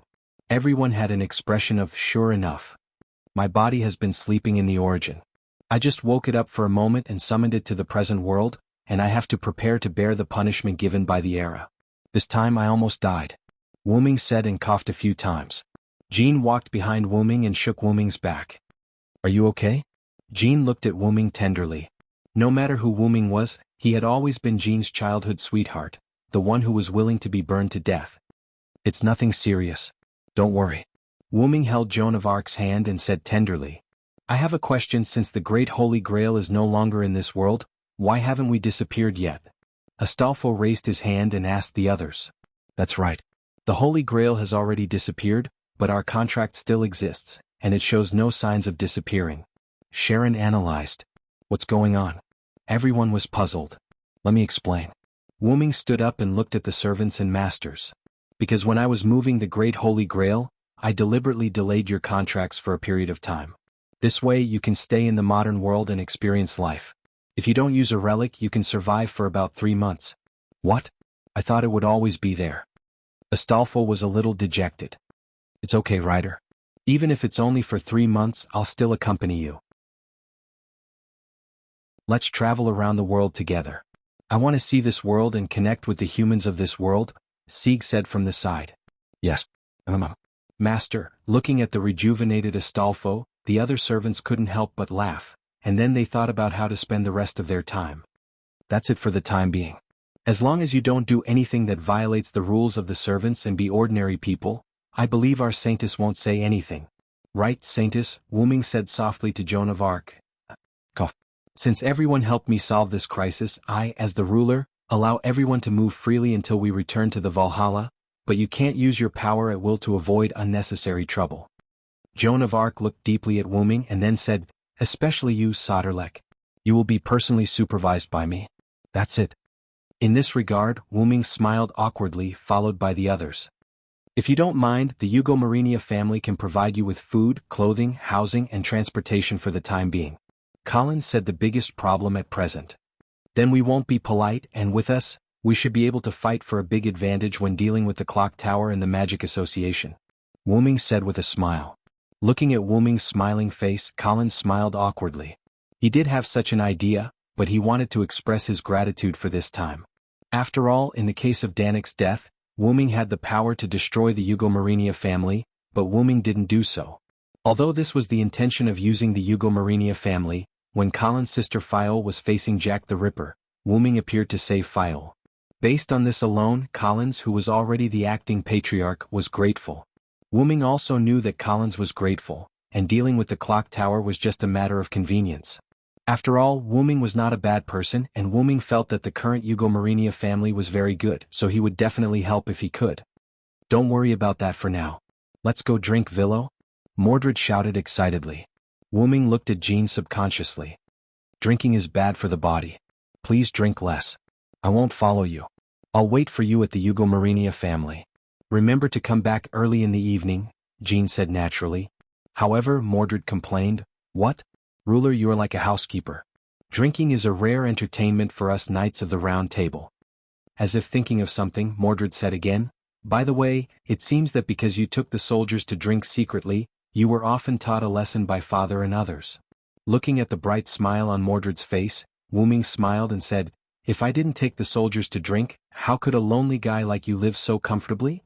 Then Jelly complained, I knew it. I didn't know that the rebellious knight liked to drink. So it was you who taught him. Really, my wallet has shrunk a lot recently. Ha! It doesn't matter. Anyway, your money is useless. You might as well spend it. Mordred laughed and patted Jelly's back. It's going to break, it's going to break. Wu Ming recalled the past at this moment with a nostalgic look on his face. It was because of those who passed away that Wu Ming was able to grow.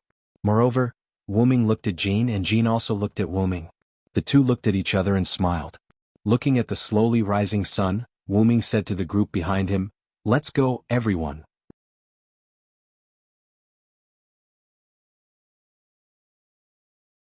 Chapter 96. Because of the mysterious arrival, nearly 3 months had passed since the world was in turmoil. From that day on, Wu Ming accompanied Collins to the Time Tower. Because Wu Ming didn't deliberately hide his power, he deliberately released a trace of his power, causing a sensation in the Time Tower. After all, he was a top heroic spirit that could cause a higher level of mystery to descend. Not only did the 12 monarchs of the Time Tower appear together, but even the Marshal of the Demon Path, Kit Yazilik Shobin Ogu invited Wu Ming to his office and had a secret conversation with only the two of them. After almost an hour of secret conversation, Kishua Zelrich Subian Ogu indicated that as long as Cowles, the head of the family, could become a student of the Clock Tower, it could offset the crime of the Yugo Marinia family. Of course, Wu Ming also gave Kit Yazilik Shobin Ogu something special, which made the Time Tower and the Magic Association not dissatisfied with forgiving the Yugo Marinia family so easily. Wu Ming's evaluation of him, a cunning old fox. At that time Zelik said, After all, Hyunryong-sama gave me a good gift, so let's leave it at that for the time being. Wu Ming was speechless. He dared to say that the gift to the Magic Association was his own. In fact, no one would dare to say anything even if that was the case. Kit Yazilik Shobin Ogu was beyond human standards. On this day 3 months later, in a villa provided by Yugo Marinia in France for Wu Ming, Wu Ming sat on a stone in the yard with his hands on his knees and meditated for a long time. First, Wu Ming's former saber rank limited the progress of meditation. Second, the body of a servant was not suitable for cultivation. After all, this was a degraded version of a heroic spirit. Its attributes were fixed, and even if it cultivated, it would not increase in the slightest. But for Wu Ming there was a benefit. After Wu Ming summoned his main body, Wu Ming found that his main body had an indescribable feeling. Wu Ming felt that because the limiter temporarily disappeared when he summoned the main body, all the training that Wu Ming got from the servant body returned to the main body. Although there would not be an actual increase in strength, there was a familiar feeling. Even if he trained again, it would only take a short period of time for him to integrate everything that Wu Ming had experienced, trained, and obtained in the servant's body, including the relic. The existence of the relic was the most powerful thing that Wu Ming had obtained.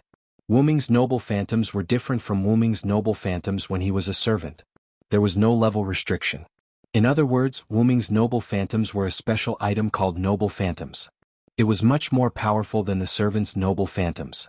Because of this, Wu Ming would pick up the daily meditation that he abandoned when he was using the servant's body. Well, actually, Wu Ming's injuries hadn't healed yet. He was also recuperating. After a while, Wu Ming took a deep breath, and a turbid gas was expelled from Wu Ming's body.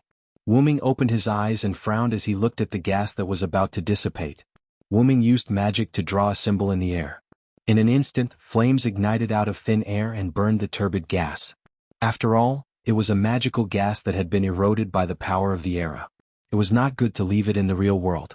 Therefore, every time Wu Ming expelled such a gas, he would use the Lune magic to burn it out. I didn't expect the power of the era to be so terrifying. I can't imagine what kind of terrifying attack I would have suffered if I didn't adapt to time and space.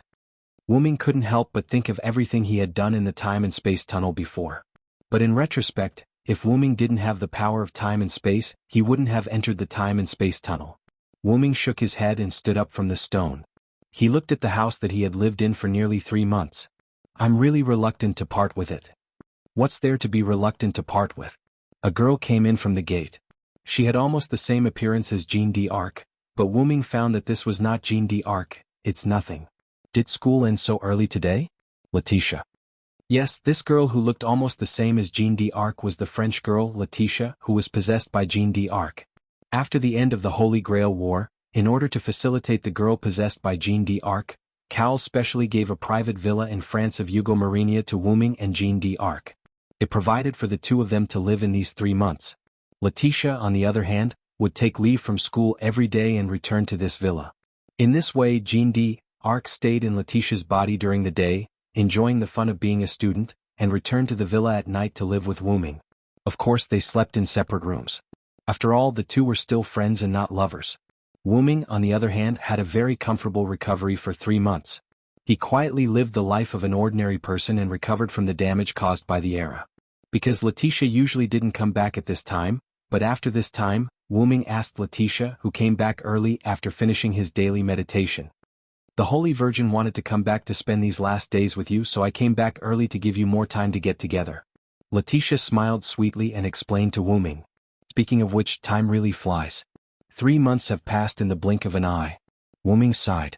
Then, with a flash of light, Letitia turned into Jean d'Arc. Speaking of which, even I, the ruler of the Holy Grail War, find it a bit unbelievable. The Great Holy Grail has disappeared. Does this mean that the Holy Grail War is over? Jean d'Arc and Wuming walked into the villa together. Jean d'Arc said. Wuming just smiled at Jean d'Arc's naive words. You also know that the Great Holy Grail is nothing more than a shortcut created by human magicians to reach the source of power. Even if it's gone, it can still be recreated. Besides, there are still Great Holy Grails in other parallel worlds.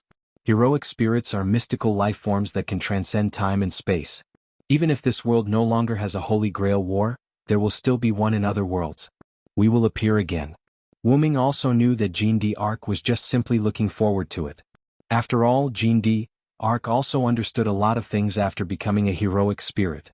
Wuming continued, to put it bluntly, as long as there are creatures like humans, things like desire will not disappear. Really, Wuming, you are still so rough, not gentle at all. Jean d'Arc complained to Wuming. Then Jean d'Arc ran in front of Wuming, turned her head and looked at Wuming with a smile. Then, let's enjoy these last moments, Cedric. After saying that, she walked to the kitchen and began to cook. Really, what can a village girl like you cook? Although he complained like this, Wuming was still looking forward to it.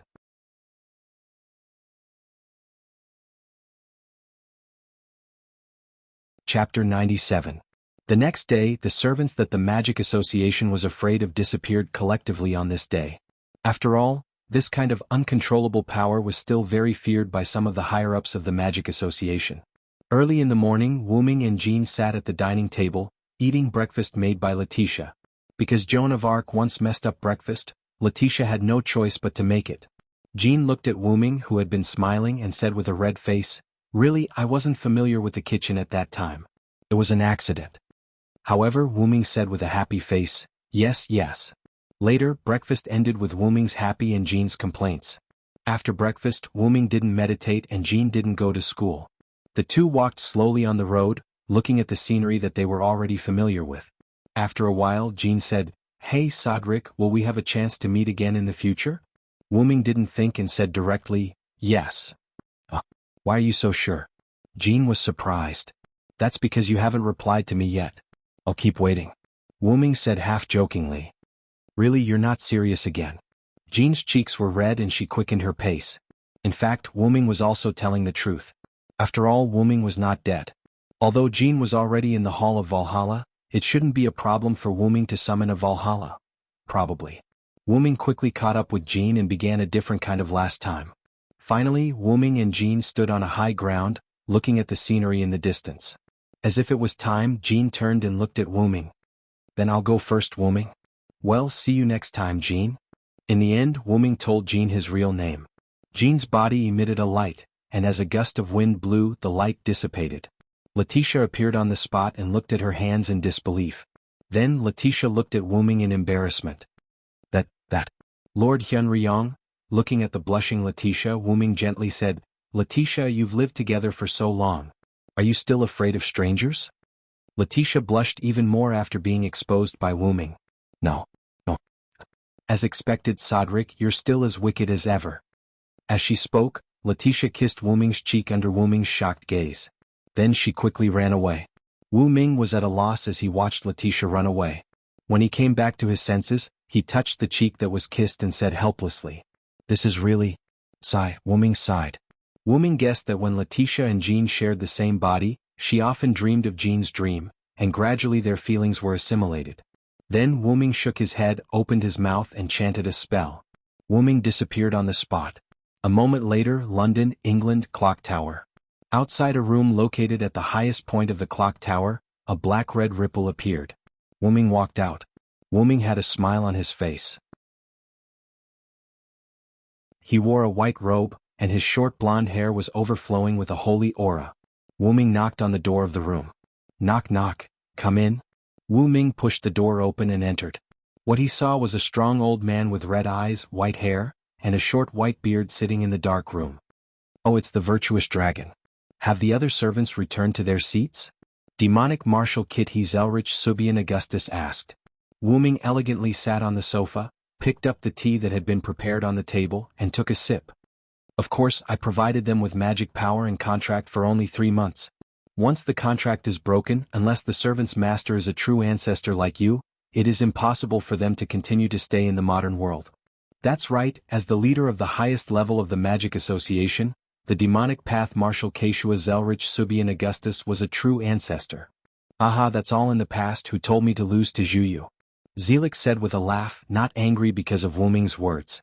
Zhuyu, everyone's Zhuyu Brunstad. She is the Moon King, equivalent to the Moon's suppression power. Zhuyu was the first and strongest true ancestor in the world of the Moon, so she was the origin of true ancestors and death apostles. Although Zelrich claimed that he had lost to the ancestor Zhuyu, the truth was that the two of them were tied. Zhuyu's body was destroyed by Zelik, but before Zhuyu's body was destroyed by Zelik, she turned Zelik into a death apostle. Thus, Kishia Zelik Augustus became one of the 27 death apostles. However, the great Holy Grail did fall into your hands. Zelik narrowed his eyes and said with a smile. In response, Wuming laughed, That is the third method. Even I, who is called Hyun-ryong, can't help but want to study it. Yes, although the great Holy Grail was taken away by Wuming to the origin, it was still under Wuming's protection and had not been assimilated by the origin. Wuming wanted to use the power of the origin to analyze the third method, and then master this power. Wuming took another sip of tea, then looked at Zelik and asked, So, what do you want me to do, Kishia Zelik Augustus? During the hour of Wuming and Zelika's secret conversation, the two of them sparred in this narrow room. Zelik used a second spell, so the two of them did not destroy the room because of their sparring. Because neither of them used their full strength, Wuming barely won against Zelik by one move. As an old man who had lived for hundreds of years, the victory of the battle was not important. Zelik made a request in exchange for the right to bail out the Ugomarinia family.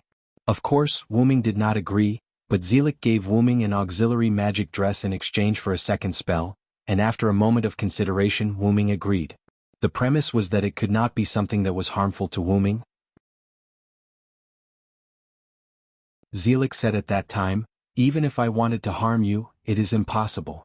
After all, you are the teacher of the ancient king, the descendant of Tiamat, the most mysterious dragon.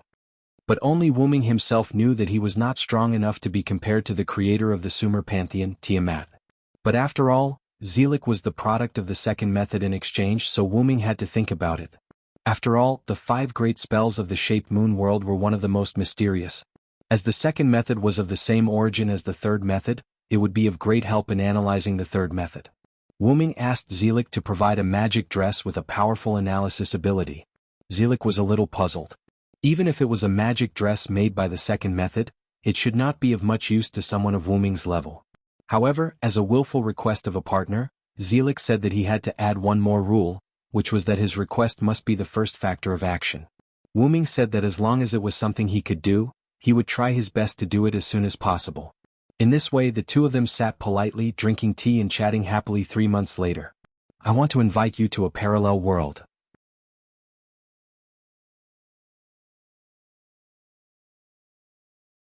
Chapter 98.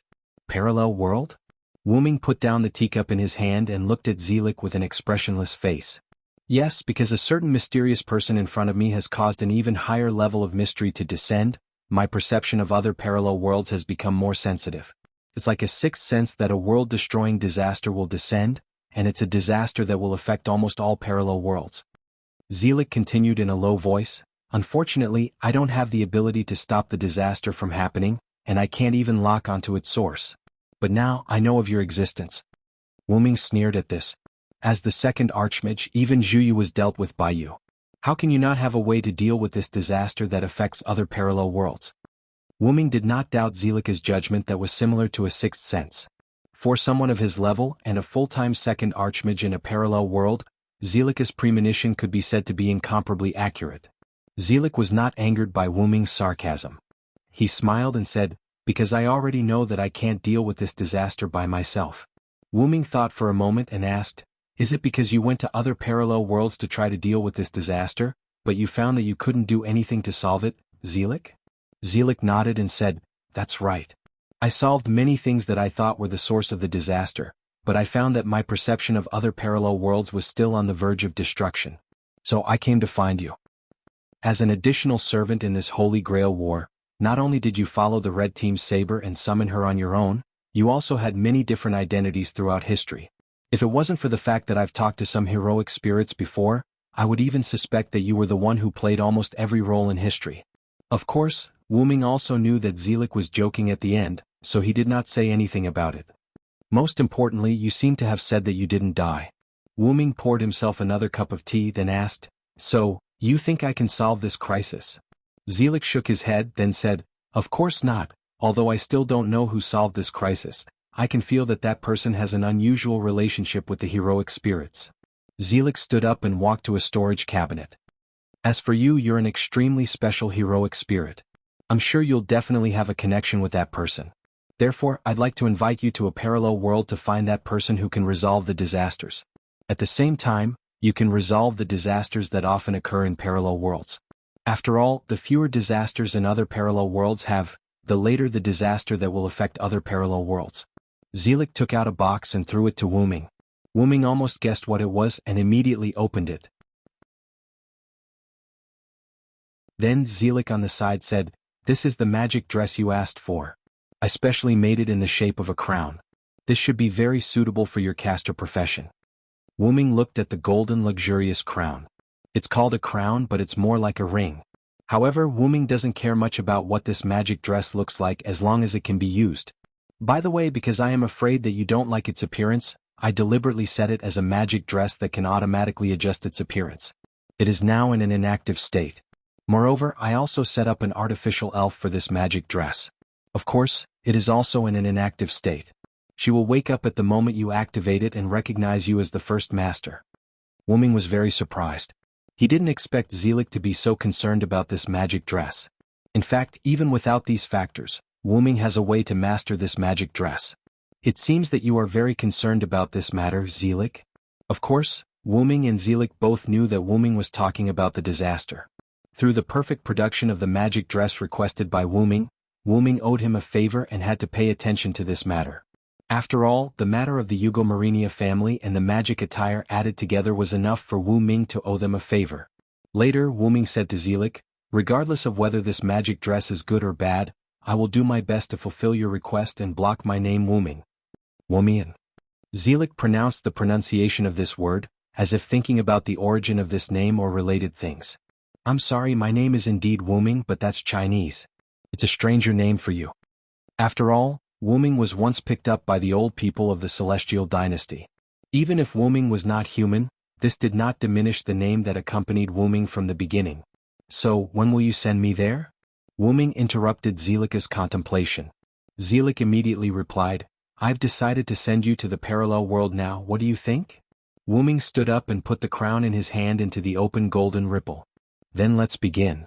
Zelik began to cast the second spell. Looking at the speed of casting, it seemed that he had already guessed that Wu Ming would agree and had been gathering magic power. Just as Wu Ming was about to be covered by the second spell, Wu Ming said, "By the way, remember to take care of the people I know in this world.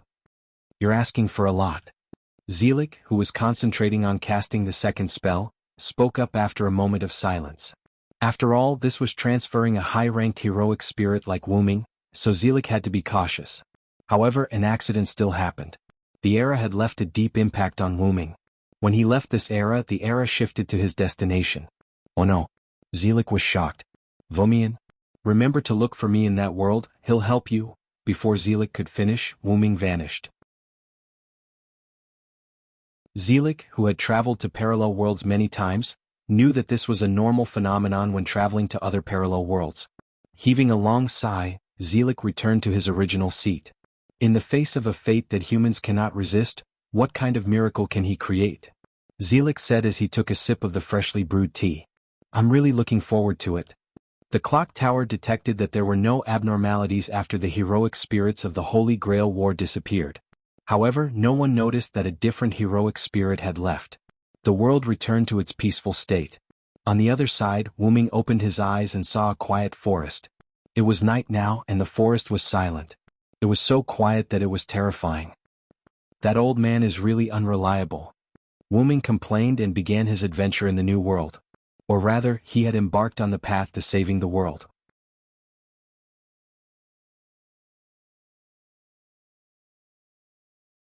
Chapter 99. Wu Ming thought and walked in a random direction. After a while, Wu Ming saw a small town through the forest. As the name implied, the town was not large. It was the kind of town that could be seen at a glance.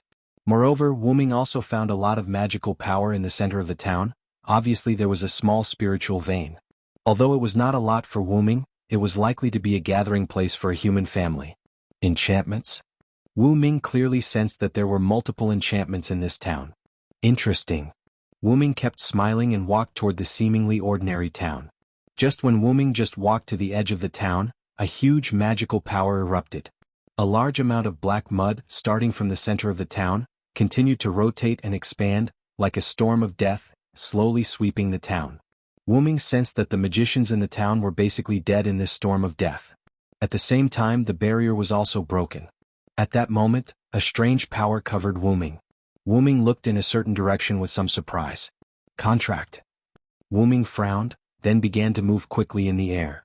Several Lune runes representing suppression appeared, and with a lot of magical power from Wu Ming, a large number of Lune runes instantly covered the storm of death. In an instant, the black mud was suppressed and formed a black sphere. Black hole. As the spell was chanted, a hole similar to a black hole in the universe appeared, instantly sucking the black mud sphere and crushing it. Black hole was a new skill that Wu Ming learned from the uninscribed book when he left Nasarick. Because the uninscribed book was a magic book in Yggdrasil, World Tree. Although it was spread to the other world where Nazarick's underground tomb was located at that time, it also included Yggdrasil, World Tree, magic. No, it should be said that the magic of that other world and Yggdrasil's magic were the same system, so they could be used together. After all, the magic of Yggdrasil, World Tree, could be casually displayed. Wu Ming preferred to use the magic of Yggdrasil, World Tree, or rather magic. But Lune magic had an extraordinary effect at certain times, just like the Lune rune combination used to suppress the black mud.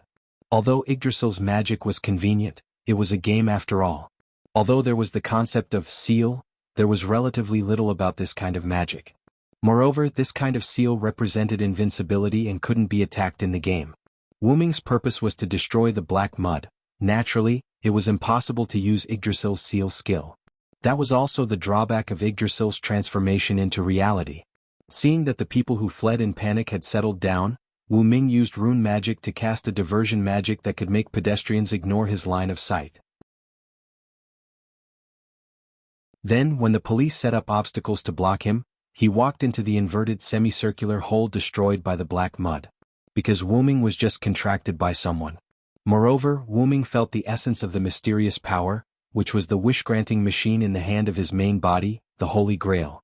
After passing through a forest, Wu Ming saw a broken cabin on the edge of the big hole. There was also a little girl of 5 or 6 years old in the cabin. Wu Ming frowned a little.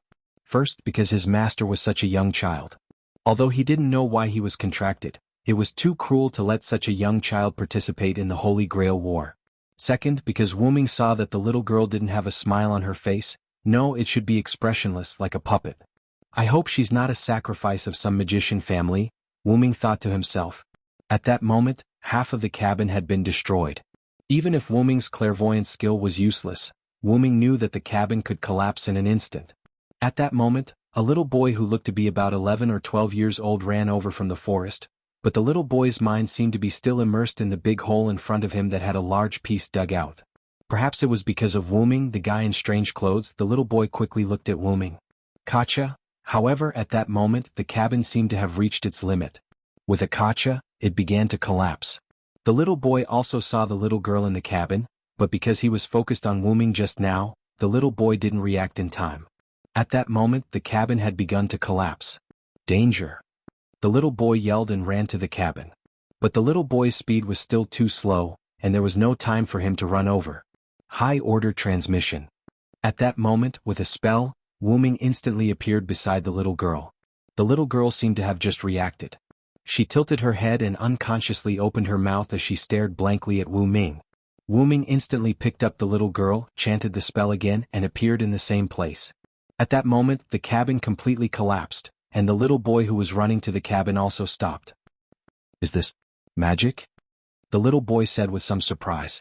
Wu Ming glanced at the little boy with a smile, then smiled at the little girl in his arms and said, "Are you okay, master?" The little girl looked at Wu Ming with some doubts. She didn't seem to understand the word master. Then she shook her head and said, "Other than my mother, this is the first time someone hugged me." Wu Ming smiled. Even if the little girl was a victim of the magician family, she was a pure child who was not contaminated by the magician. "So, how about this hug?" Wu Ming asked the little girl with a gentle smile. The little girl grabbed Wu Ming's clothes, rubbed it, and said after a while, "It's very warm." Wu Ming's smile was even brighter, touched the little girl's head and said, "So, how about sleeping for a while?" Wu Ming began to release his sacred aura. The little girl looked at Wu Ming, nodded her head, lay in Wu Ming's arms and began to sleep. From the perspective of the little boy next to him, the big brother in front of him was exuding a faint golden halo, and the little boy was also affected by this halo. At this moment he felt sleepy. Wu Ming's caster-level skill, Sacred Aura A, was not simply the ability to bewitch people. He also had this similar effect to warm the atmosphere, make people sleepy, act as a heat source, dispel evil, repair, and other similar effects. At this moment, Wu Ming was using the warm effect to make people sleepy, and the golden halo was because Wu Ming didn't deliberately hide it. After all, the little boy in front of him knew magic, and he also saw a series of miraculous actions, so there was no need to hide it at all. For the sake of the little boy who knew how to help others, Wu Ming had a good impression of him. At this moment, an uncle who was about 30 years old rushed to the little boy at an unimaginable speed, grabbed him, and then began to retreat at a speed that ordinary people couldn't reach. However, that was a speed that ordinary people couldn't reach. It was simply a joke for a servant, a heroic spirit's clone. In prison, Wu Ming used a very common restriction magic in Yggdrasil. He easily froze the uncle's body. Then, "Can you explain to me what's going on? This is Mr. Magician."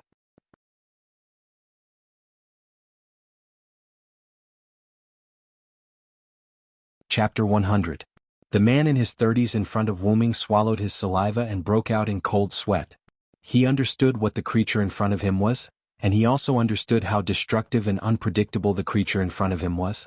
Not to mention whether his origin bomb could affect it, but if it didn't, it would be troublesome. His own life was not important. What was important was the child in his hand, his adopted son. If something happened to him, he would not forgive himself. "So, sir, can you tell me where you are going with this child? I won't allow anyone to kidnap a child in front of me," Wu Ming said gently. Wait, Kiritsugu is not a bad person." The little boy who was grabbed by Chesi, who was already immobilized, said weakly. No matter what, the little boy also knew the existence of magic. For the situation that happened at this moment, the little boy was not very worried. After hearing the little boy's words, Wu Ming instantly understood. The man who was immobilized by him should be with the little boy. The man should know the identity of Wu Ming or the creature called servant. "I see. Then how many Holy Grail Wars is it now?" Wu Ming said gently. "The 4th Holy Grail War, but it's over." The man looked at Wu-ming cautiously and suspiciously. Wu-ming also knew what he was wondering. The Holy Grail War was over, but his servant still existed, so he had to be cautious. So that's how it is. I was too rash. I apologize to all of you here. Wu-ming said and lifted the immobilizing spell on the man. The man breathed a sigh of relief, then looked at Wu-ming and the little girl in his arms, and then took the little boy to the remaining house near the big hole. It seemed that he wanted to collect information. Wu-ming didn't care about the impolite man. Wu-ming pointed on the ground, and a simple house appeared there.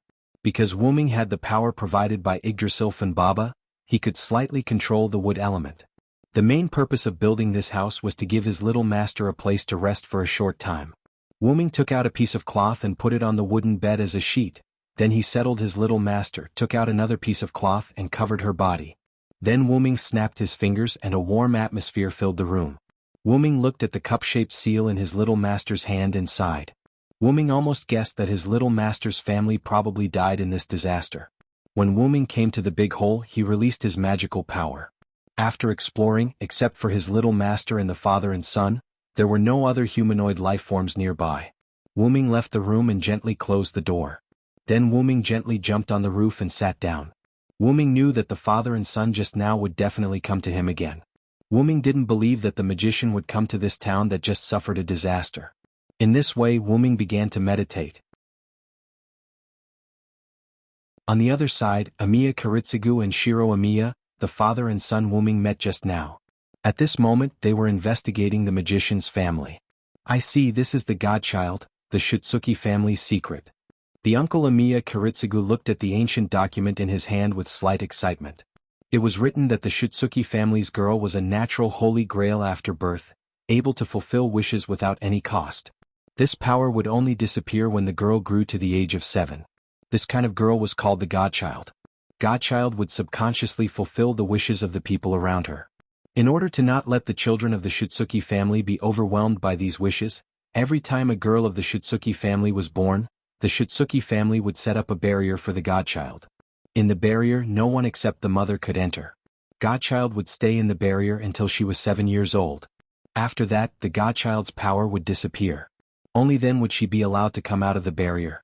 In this case, the girl would explain the disappearance of 7 years on the grounds of treating a disease or being adopted by a relative. Kiritsugu, it says here, this generation's godchild, if the wish machine wants to fulfill the wish of saving the world, her soul will be imprisoned by the world forever. Shiro Amiya was a little surprised. After all, the soul would be imprisoned by the world forever.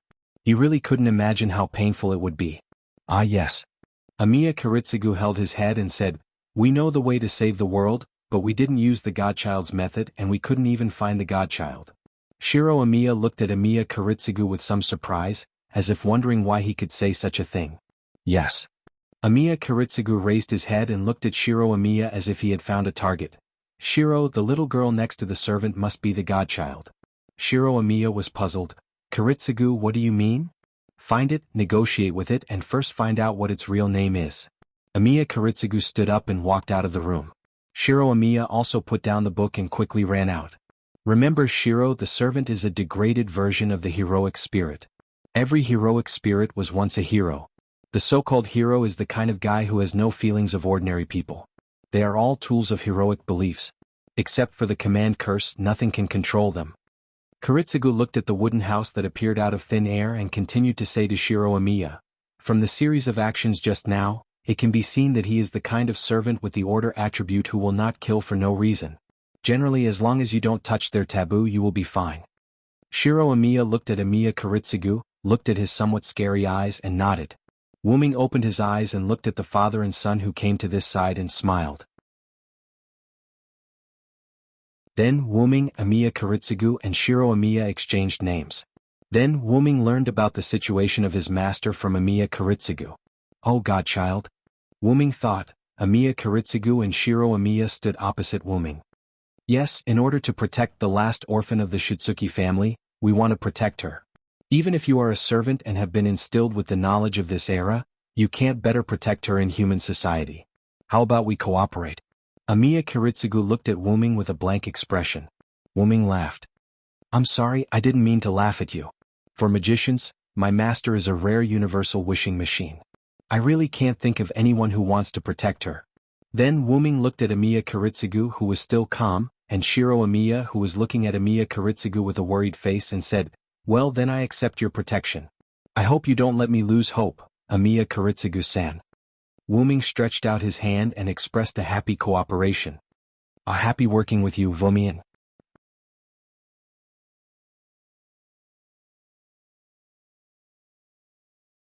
Chapter 101.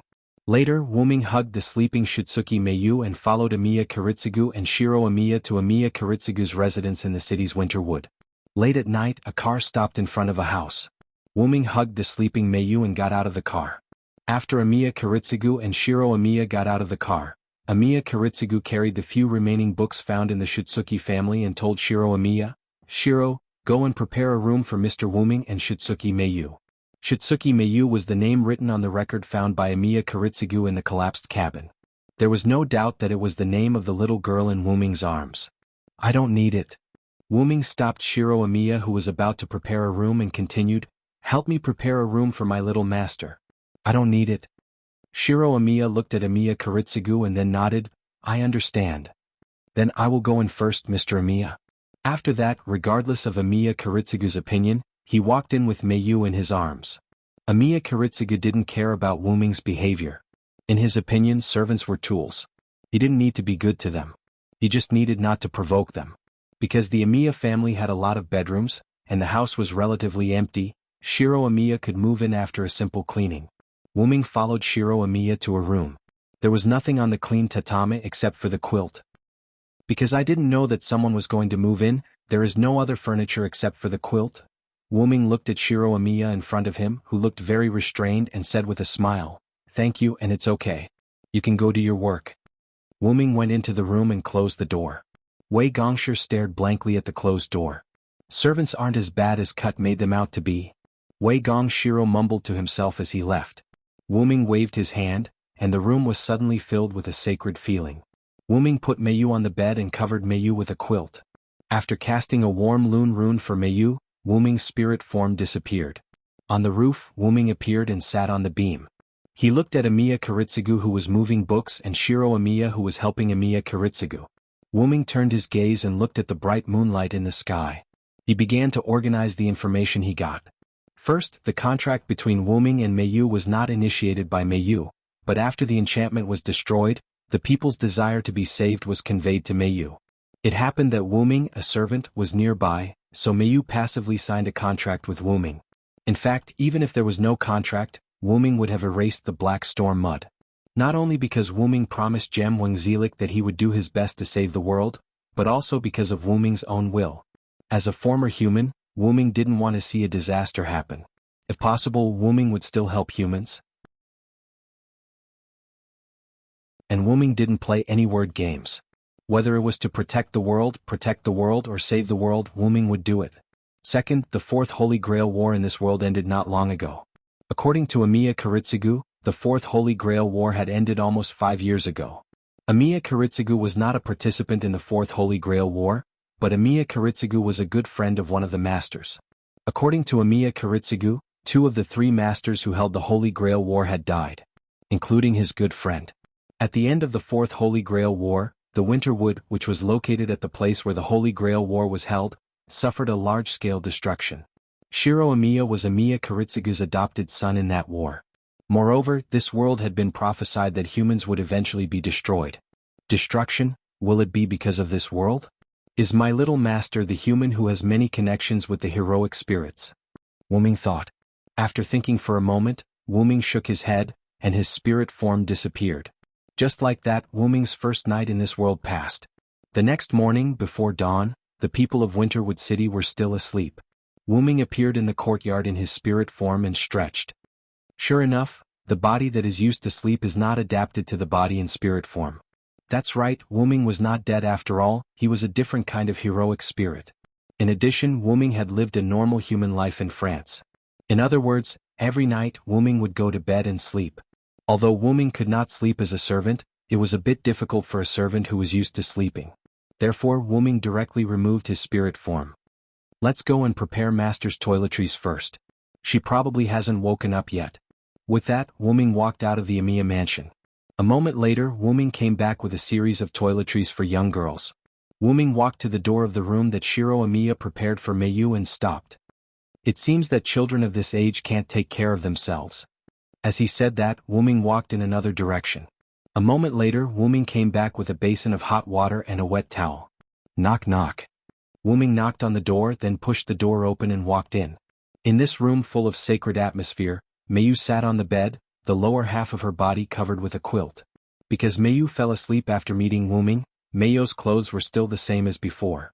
It was a gorgeous dress similar to a witch's costume, and Meiyu had a flower-shaped hair ornament on her head. Masked. Looking at that expressionless face and cold red eyes, Wu-ming felt a tinge of heartache. Meiyu, why are you awake so early? With that, Wu-ming walked slowly to Meiyu's side, squatted down, put the things in his hands aside and looked at Meiyu. Children shouldn't wake up so early, you need to sleep well. Wu-ming patted Meiyu's head. Meiyu's face showed a hint of confusion, as if she was wondering why he patted her head. I couldn't sleep so I woke up, Meiyu said after a while. Wu-ming smiled sweetly at Meiyu. Is that so? Then let's wash up. Then with Wu-ming's help, Meiyu successfully finished washing up. Then Wu-ming brought Meiyu to the edge outside. Meiyu, sit here for a while, I'll prepare food for you. Meiyu looked at the edge made of wooden planks, then looked at Wu-ming and nodded. Meiyu hugged a cloth ball and sat down steadily. Wu-ming then started to go to the Emiya family's kitchen. But at this moment, Wu-ming stopped and looked back at Meiyu. Wu-ming found that Meiyu was just sitting there in a daze. Wu-ming frowned, and then a loon rune appeared in the air, and a few cute little fairies appeared beside Wu-ming. This was a loon magic to summon a familiar. Then the little fairies flew to Meiyu's side. Meiyu looked at the little fairies in surprise, then looked at Wu-ming. In response, Wu-ming only smiled. Then he left the room and went to the kitchen. Seeing Wu-ming's back disappear around the corner, Meiyu turned her gaze and looked curiously at the cute little fairies, and the corner of her mouth curved up slightly.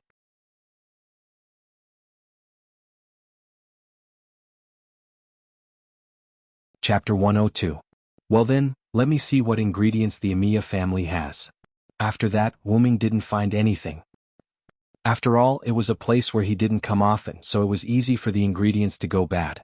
After that, Wu-ming didn't say anything and directly used the space door and walked in. After a while, Wu-ming came out with a series of ingredients. As for how to pay, Wu-ming said that he had some gold coins in his dragoness that weren't very useful. Just as Wu-ming was preparing food in the kitchen, Shiro Emiya walked in with a yawn. Hey, Mr. Wu-ming. Shiro seemed to be at a loss at the moment. He really didn't expect that the legendary heroic spirit would actually cook in person. Are you scared by me, Shiro Emiya? Wu-ming didn't turn his head and said in a gentle tone. No. That, I didn't expect Mr. Wu-ming to cook in person? Shiro Emiya said with some embarrassment. Wu-ming put the cooked food on the plate and said, Don't look at me like this, I'm also a teacher and teachers are omnipotent. I see, is Mr. Wu-ming a teacher? Who did Mr. Wu-ming teach? Shiro Emiya asked curiously. Wu-ming turned his head and looked at Shiro Emiya. And Shiro Emiya seemed to be aware of his own behavior. Inquiring about heroic spirits was equivalent to inquiring about their weaknesses. For those who became heroic spirits, their own death was sublimated by the legends and thus became a weakness. Just like Wu-ming's previous saber class, Wu-ming might instantly return to the heroic spirit palace if he used a fire magic spell that was large enough to destroy a servant. Of course, to Wu-ming this was just a respawn point. But Wu-ming was a caster at the moment, so Hyunryong wasn't dead, but Hyunryong wasn't needed anymore. Perhaps only a weapon that contained a large amount of human power would be able to harm Wu-ming. I'm the great sage who taught the hero king, Wu-ming joked as he walked towards the door with a plate of food. Before he left, he added, By the way, I left some ingredients for you and Mr. Emiya. You can use them directly. Shiro Emiya looked at Wu-ming's back as he left, and then looked at the ingredients on the stove. Mr. Wu-ming is not as difficult to get along with as Kiritsugu said. With that, Shiro Emiya began to prepare breakfast. On the other side, Wu-ming came to the edge and saw Meiyu, who was sitting on the edge and playing with the elf. It was rare for Meiyu to have a smile on her face. Meiyu. Wu-ming shouted at Meiyu. Meiyu turned her head and looked at him with a puzzled face, and the smile on her face was gone.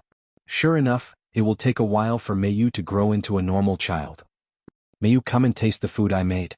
Wu-ming put a plate of exquisite food in front of Meiyu. It was a plate of golden omelette rice. As a person who doesn't cook, It was basically impossible to make such a plate of omelette rice, whether it was color or fragrance. However, this was a world full of mysteries. Well, Wu Ming used magic and added his own sacred aura to this plate of omelette rice, so it looked like it was glowing. Looking at Meiyu looking at the plate of omelette rice but not eating, Wu Ming sighed.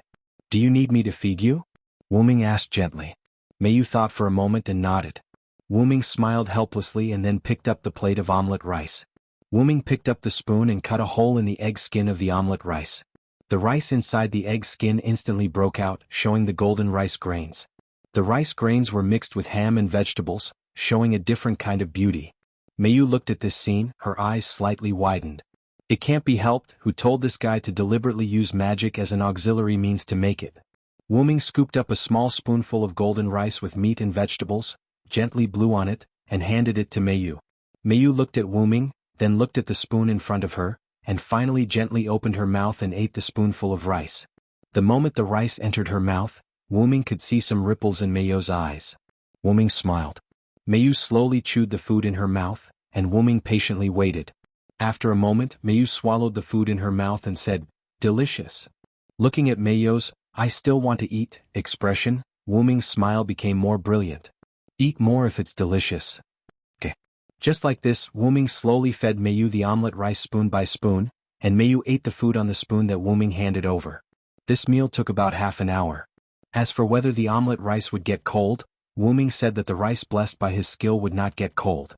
Finally, Wu Ming put down the plate and spoon in his hand, and looked at Meiyu who was still savoring the aftertaste. Coincidentally, there was a grain of rice hanging on the corner of Meiyu's mouth. Wu Ming reached out to remove the grain of rice, but just as Wu Ming used a finger to pick up the rice, Meiyu opened her mouth and ate the grain of rice. Wu Ming smiled awkwardly.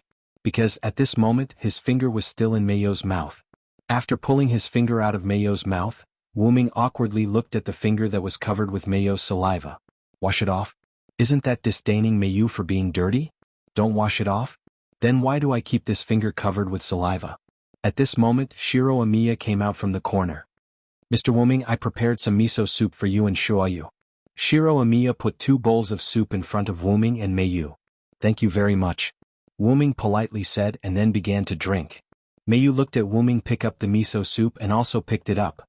After Wu Ming finished drinking, he put down the bowl and commented, "Not bad, you really are a good seedling to be the court's husband." Shiro Amiya smiled awkwardly. After all, it was a joke, not a serious one. "It's not as good as the previous egg dumpling rice," Meiyu suddenly said. Is that so? I'm sorry, I'll work harder next time." Shiro Amiya was a little embarrassed. After the two finished drinking, Shiro Amiya packed up the cutlery including Wu Ming's egg dumpling rice and left. "You can't be so rude, Meiyu," Wu Ming taught Meiyu. "But it's really not as good as the egg dumpling rice." Meiyu tilted her head and said innocently. Wu Ming was a little helpless. He knew that Meiyu now lacked the emotions of a normal human.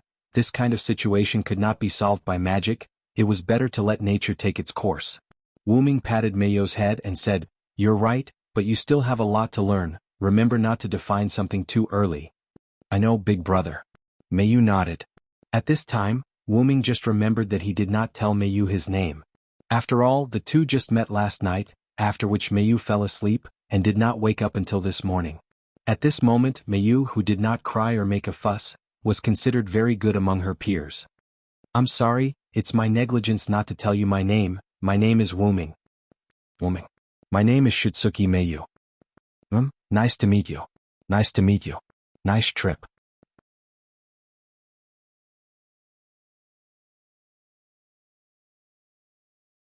Chapter 103. After breakfast, Wu Ming was going to take Meiyu out to buy some clothes. At the door, Amiya Kiritsugu came out of the house. "Where are you going to take it?" This seemed to be a very plain sentence, but Wu Ming heard another meaning. It was as if Wu Ming wanted to take away Amiya Kiritsugu's water bag in the desert. "I'm going to take my master to buy some clothes. Mr. Amiya, are you interested in coming together?" Wu Ming said with a gentle smile. For some reason, Wu Ming always smiled when he was Hyunryong. Wu Ming would fake a smile to those who didn't need it, but Wu Ming would smile from the bottom of his heart to those who needed it. Amiya Kiritsugu didn't speak. After a while he said, "Can you let Shiro go with us? Shiro hasn't bought new clothes for a long time." Wu-ming didn't make any objection to this, but looked deeply at Amiya Kiritsugu. Then Wu-ming said, "Of course I like children very much." A moment later Shiro Amiya was called out by Amiya Kiritsugu. "Shiro, you follow them. Buy whatever clothes you want. You haven't bought new clothes for a long time." Amiya Kiritsugu said and handed some money to Shiro Amiya. Shiro Amiya took the money and followed Wu-ming and Meiyu. After all, Wei Gongshi was wearing a new set of clothes that he had just bought. After Wu-ming left with Shitsuki Meiyu and Shiro Amiya, Amiya Kiritsugu lit a cigarette. Amiya Kiritsugu exhaled a long smoke. Hero King. Hyunryong. Amiya Kiritsugu couldn't help but think of the words Shiro Amiya said when he sent him food. "Mr. Wu-ming just said that he is the Hero King's teacher. Kiritsugu, do you know the Hero King?" Amiya Kiritsugu quickly finished a cigarette. "If it's really you, then it's really bad." After all, in the mythology, the reason why Hyunryong came to Uruk to teach the Hero King was because Hyunryong liked humans very much. And Wu-ming to Shitsuki Meiyu, who was a human and his master, would not allow Amiya Kiritsugu's wish. Suddenly, Amiya Kiritsugu knelt on the ground, covered his mouth with his hand and coughed a few times. A few drops of red blood dripped to the ground. "Is it time?" Then Amiya Kiritsugu stood up and went back to the house. Wu-ming held Meiyu's hand, followed by Shiro Amiya. Looking at the scene that she had never seen before, Meiyu opened her eyes curiously. Wu-ming specially studied the magic barrier of the Shitsuki family for Meiyu. That is, to prevent the wishes of the world from reaching Meiyu's ears and causing pollution to Meiyu. Because he was a caster, Wu-ming's ability to analyze magic and other things was still very strong. However, Wu-ming did not analyze the barrier by himself, but used the gift given by Zelik. "Master, after testing, the magic barrier around Miss Meiyu is working well at the moment, and it is comparable to the magic barrier of the Shitsuki family. Thank you for your hard work, Kalis. You are too serious, Master. This is my pleasure." Wu-ming was wearing a translucent golden-green crown similar to a dragon's horn on his head at the moment.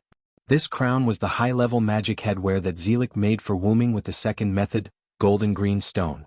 Wu-ming couldn't help but recall that moment. After Wu-ming came to this world, he couldn't wait to use this magic dress. In the forest, after Wu-ming activated golden-green stone, the original ordinary ring turned into a golden-green crown similar to a dragon's horn, floating in front of Wu-ming. "Nice to meet you, Master. I am your special magic dress, golden-green stone, Kalis Ballet." Listening to this emotionless female voice, Wu-ming felt a little uncomfortable. After all, Wu-ming hoped that the artificial elf in his magic dress could be more lively. After all, Wu-ming didn't think of using it as a prop, but as a partner. "Nice to meet you. Can I call you Kalis?" Wu-ming walked and asked the dragon's horn floating in the air. "This is your right, Master." Wu-ming stopped and looked at golden-green stone. "Listen to me, Kalis. You can call me Master, but don't think of me as your master." Golden-green dragon's horn stopped floating in the air as if it was waiting for Wu-ming's next sentence. "We are partners who will live and die together. Remember, I am not an ordinary servant. I am a heroic spirit who has not died." After that, Wu-ming began to walk again. Golden-green dragon's horn was silent for a moment and then followed Wu-ming's pace. Then it tightly wrapped around Wu-ming's head. Wu-ming touched the dragon's horn and smiled. Then Wu-ming used concealment magic to temporarily hide it. Feeling someone pulling his hand, Wu-ming came back to his senses and looked at Meiyu beside him. "What's wrong, Meiyu?" Wu-ming asked Meiyu. Meiyu pointed in a direction and said, "That one." Wu-ming looked at the direction Meiyu pointed. A restaurant with an omelette appeared in front of Wu-ming's eyes. Wu-ming instantly knew what Meiyu was thinking. Wu-ming smiled happily, then squatted down and said, "Have you just eaten, you little greedy cat?" Then he scratched Meiyu's nose with his finger. Meiyu was a little panicked. She covered her little nose and looked at Wu-ming blankly. Looking at such a cute Meiyu, Wu-ming smiled even more brightly. "Let's come here after we buy clothes, okay?" Wu-ming asked softly. "Okay." Meiyu nodded and then grabbed Wu-ming's hand again. Wu-ming stood up and looked at Shiro Amiya behind him. "Amiya, come later, it's my treat." Shiro Amiya looked at Wu-ming with some surprise, then asked weakly. How did Mr. Wu-ming pay?" Shiro Amiya just remembered that Wu-ming, as a follower, had no money, so how did he buy those ingredients? The money Kiritsugu gave was not enough to buy clothes and food. "Ha ha ha." Wu-ming laughed twice, then said, "I'm the teacher of the Hero King, who has all the treasures in the world. The tuition is enough for me to eat and drink." "So that's how it is, then Mr. Wu-ming is very rich." Aha, of course. In this way the three of them went farther and farther away. However, Shiro Amiya did not notice a problem. Everything that came with a servant was made of magic, but Wuming's items could be left in the modern world. This was also because Shiro Amiya did not understand the servants and did not understand the Holy Grail War, so Wuming exposed his information. Even if he wanted to tell Amiya Kiritsugu, it was fine. Wuming had already seen that Amiya Kiritsugu's vitality was almost gone.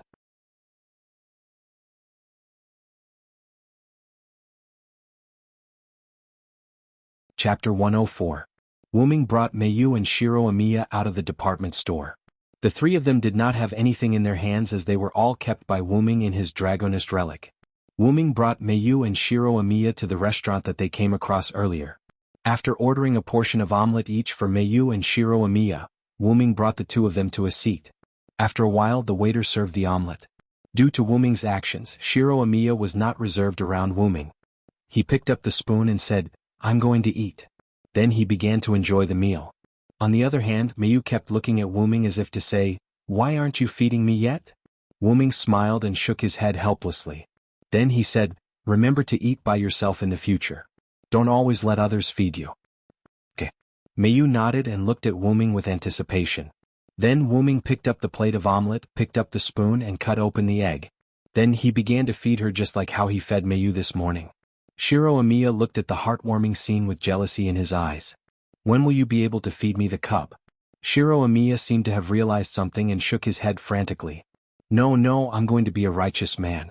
How can I let others feed me?" With that thought, he seemed to be motivated and began to eat in big mouthfuls. After Shiro Amiya finished eating, Wuming only fed her half of the omelette. Then, under Shiro Amiya's gaze, Wuming finished feeding her. Wuming picked up a tissue and wiped the corner of Mayo's mouth. Then he said, "Okay, let's go." "Okay," Mayu said calmly. Then she added, "This omelette isn't good. It's not as good as yours." Wuming looked at Mayu who wanted to say something. "But it's very warm." Wuming was silent. As a human who could grow up normally, Wuming could not imagine what Mayu, who was almost 6 years old, had experienced in the past 6 years. She was only allowed to see her mother and live in that small house. She was not allowed to read books or understand the outside world. She was not allowed to have feelings for anyone. She was not allowed to do anything. Although this was for the good of Mayu and the other divine children, it was still a little too cruel. After a while Wuming picked up Mayu. "Mayu, maybe you don't understand now, but you have to remember that your name is Mayu. You are no longer Shoayu. You don't need to bear any responsibility of the Shitsuki family anymore. Because I am here." After saying this, Wuming's aura suddenly changed as if a god had descended. Mayu, who was picked up by Wuming, opened her big red eyes and looked at Wuming. At this moment, Mayu's eyes were slightly moist. Moreover, Mayu seemed to feel the feelings conveyed by Wuming. Then Mayu lay in Wuming's arms, closed her eyes and fell asleep. Before Mayu fell asleep, Wuming vaguely heard a sentence, "Thank you." Wuming suppressed his aura, and then Wuming cast a mute magic on Mayu and said to Shiro Amiya, "Let's go, Shiro Amiya." Yes. Shiro Amiya looked at Wuming with some surprise. Now, Shiro Amiya knew why his adoptive father, Amiya Kiritsugu, was so afraid of followers. Soon, Wuming carried the sleeping Mayu followed by Shiro Amiya, and the three people returned to the Amiya mansion. After Wuming settled Mayu, he followed Shiro Amiya to see Amiya Kiritsugu. "As long as I am here, Mayu will not become the great Holy Grail." After leaving this sentence, Wuming left. Shiro Amiya looked at the gloomy face of Amiya Kiritsugu, and didn't know what to do. Amiya Kiritsugu's face was gloomy. He should have thought that if it was really that Hyunryong, whether it was out of love for humans, or because Mayu was his master, Wuming would protect Mayu. Then, Amiya Kiritsugu spat out a mouthful of blood and sat on the ground. "Kiritsugu." Shiro Amiya quickly ran to Amiya Kiritsugu's side and helped him up. At this moment, Amiya Kiritsugu's face was even more aged. Dad. What's wrong with you?" Shiro Amiya said anxiously. Amiya Kiritsugu shook his head. He knew that his body couldn't take it anymore. He spat out blood because he had finally found a way to save the world, but he was stopped by an invincible person. "Shiro, you must remember our wish." Shiro Amiya looked at the current Amiya Kiritsugu and nodded heavily. On the other side, Wuming returned to Mayo's room. Looking at the still sleeping Mayu, Wuming smiled with relief. Wuming was now even more convinced of what he had said. "I'm here. I will definitely protect you, Meiyu. As if hearing Wu Ming's voice, Meiyu slowly opened her eyes. Then Meiyu got up in an instant and threw herself into Wu Ming's arms, just like a newborn bird throwing itself into its parents' arms. Wu Ming hugged Meiyu, and then Wu Ming found that Meiyu's eyes had turned golden at this moment. Just like himself. Wu Ming's hair and eyes turned golden because of the high-density divinity brought by his caster rank, Hyunryong. Meiyu's original eyes were undoubtedly red, but at this moment they became the same as Wu Ming's. Is it the Holy Grail's ability to grant wishes? Wu Ming thought of Meiyu as the Holy Grail, who had the ability to passively grant other people's wishes before the age of 7.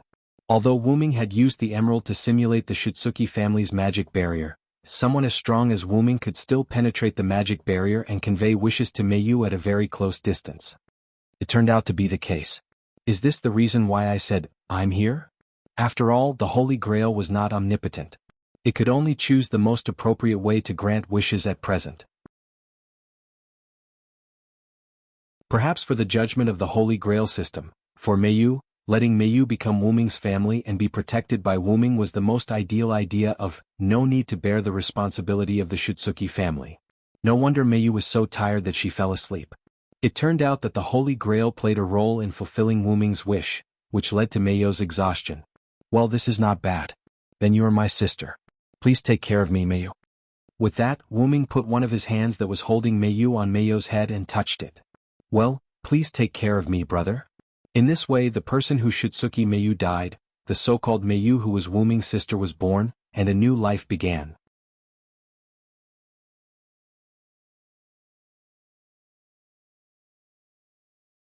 Chapter 105. In the afternoon, a golden-haired, golden-eyed young man walked on the streets of Winterwood City with a smile on his face.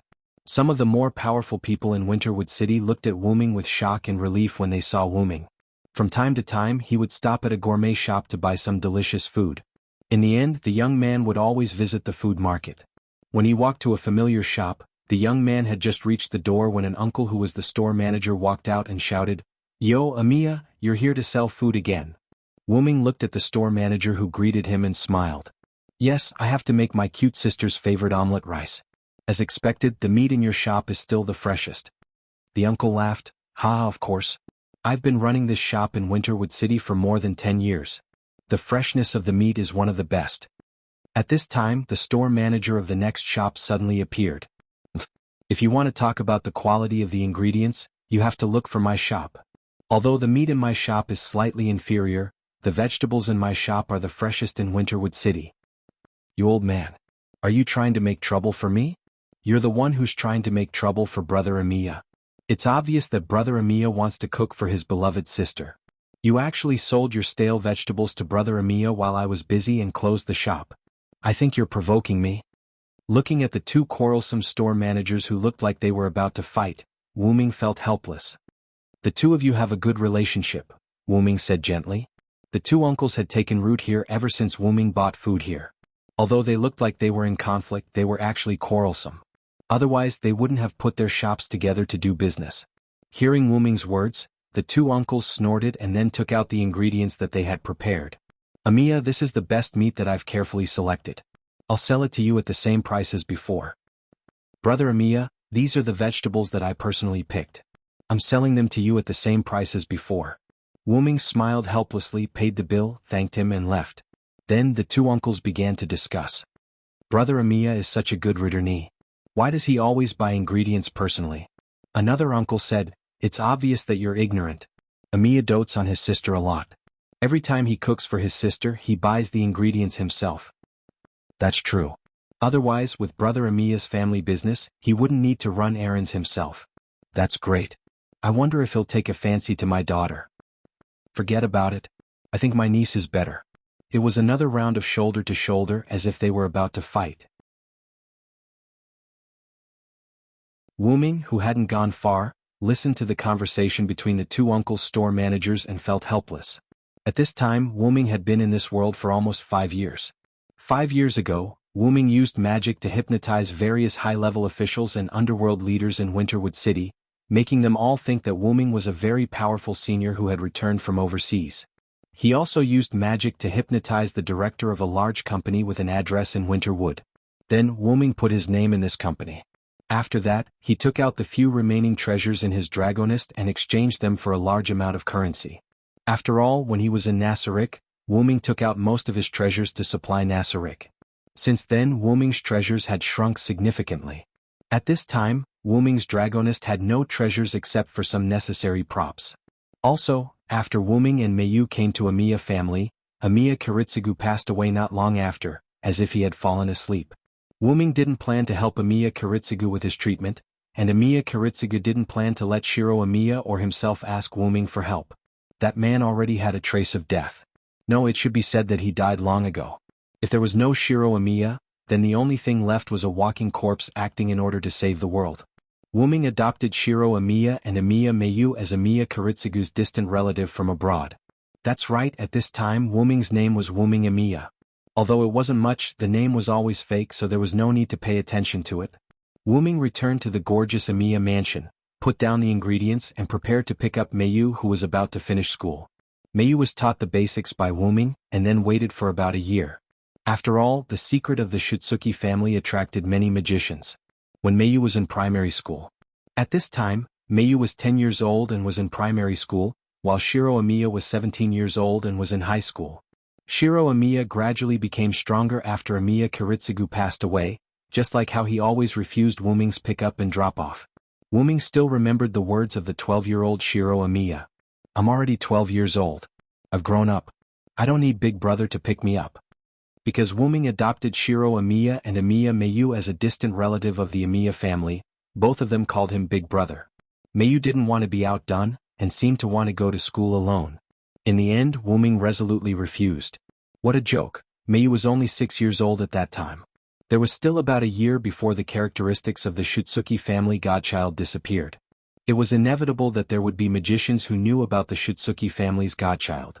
Amiya Kiritsugu was suspicious because the Shutsuki family deliberately hid girls under 7 years old. There would definitely be magicians who suspected or even knew about the Shutsuki family's godchild. As for Meiyu's golden pupils, Wuming used a special kind of magic, similar to contact lenses, to turn Meiyu's golden pupils into a special color between orange and pale gold.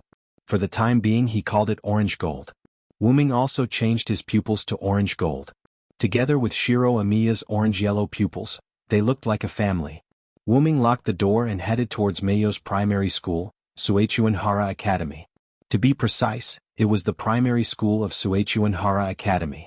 Because Wuming was worried about Meiyu, Wuming gradually quickened his pace. He arrived at Suechuanhara Academy.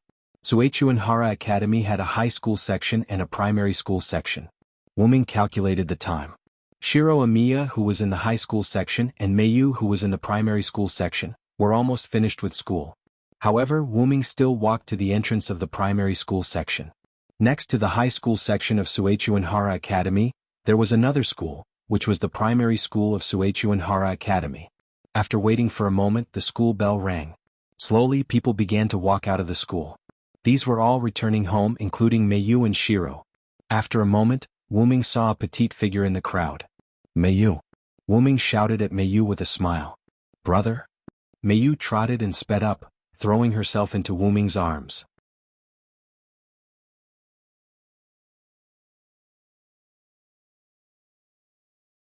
Chapter 106.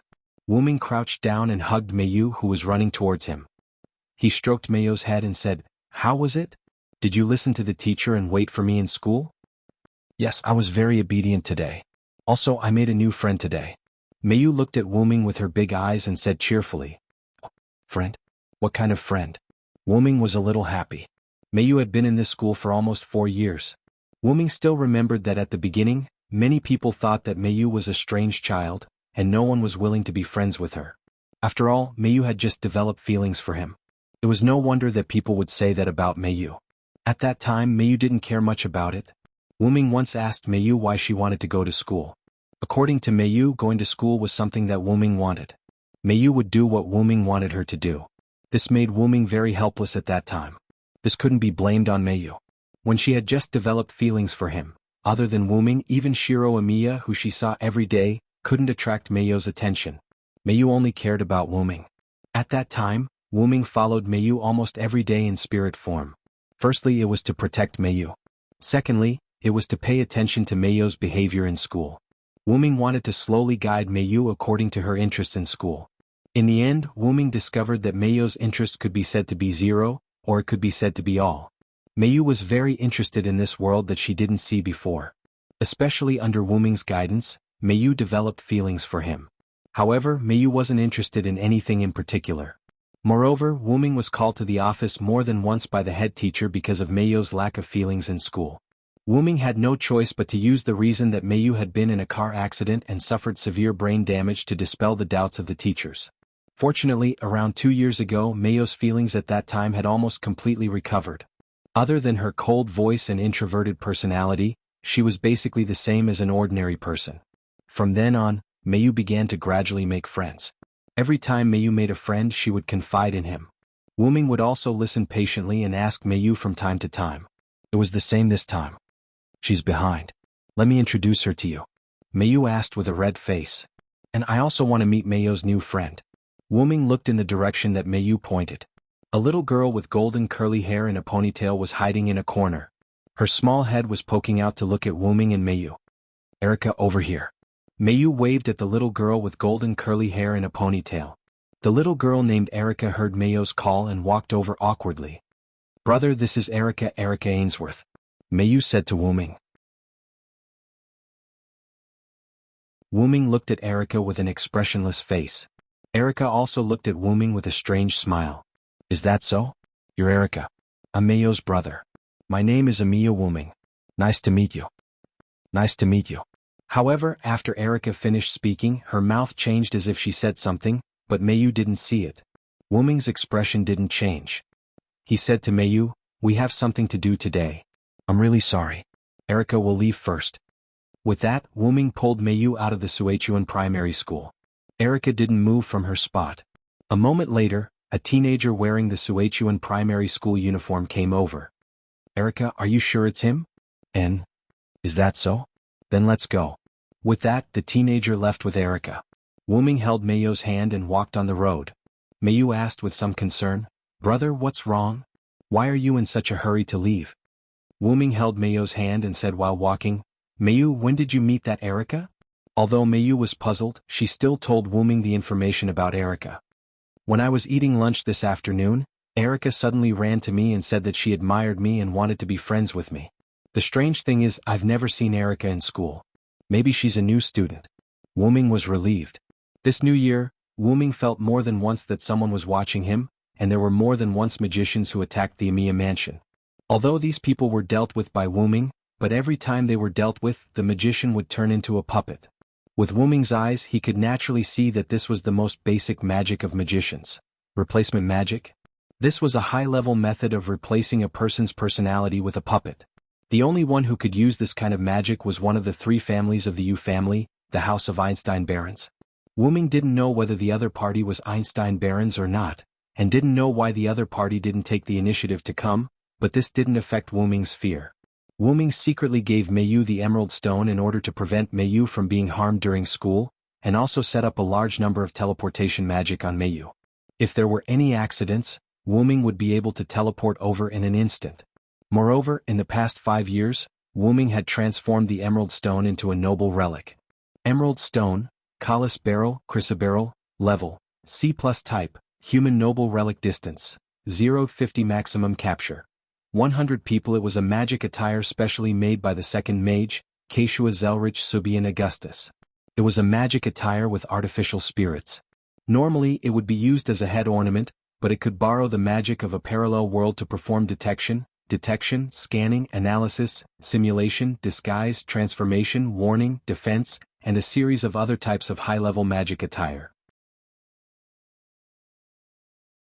After becoming a noble artifact, its performance became even more perfect. However, because it was a magic attire, its level could only reach C rank. Kalas's intelligence was quite high. Wuming asked Kalas to take care of Meiyu. After much reluctance, Kalas followed Wuming's arrangement and hid on Meiyu's body, becoming an accessory on her school bag. As for the Erica he met today, Wuming could feel that she was a living god-level character. At that time, the words Erica mouthed were Hyunryong. This made Wu-ming shocked. This meant that the other party already knew his identity. Looking at how fearless she was, she probably had a way to deal with him. Wu-ming was puzzled as to how he was exposed. Since then, after knowing that there was a hidden enemy, Shiro Amiya's memory of him had been erased by Wu-ming. Of course, this was under the condition that Shiro Amiya was willing to do it. Mayu, our peaceful days are coming to an end. Mayu was stunned. Wu-ming could feel that Mayu's hand was trembling. Do you mean that I'm going to be separated from brother? Mayu said to Wu-ming with a gloomy face. Of course not. I said that as long as I'm here, you don't have to bear the responsibility of the Shitsuki family. Wu-ming looked at Mayu seriously. Mayu nodded seriously. Then the two of them walked towards the Amiya mansion.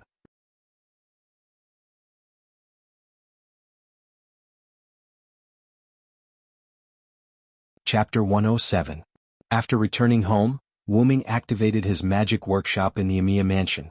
The golden staff of the 7 snakes floated in the middle of the magic workshop.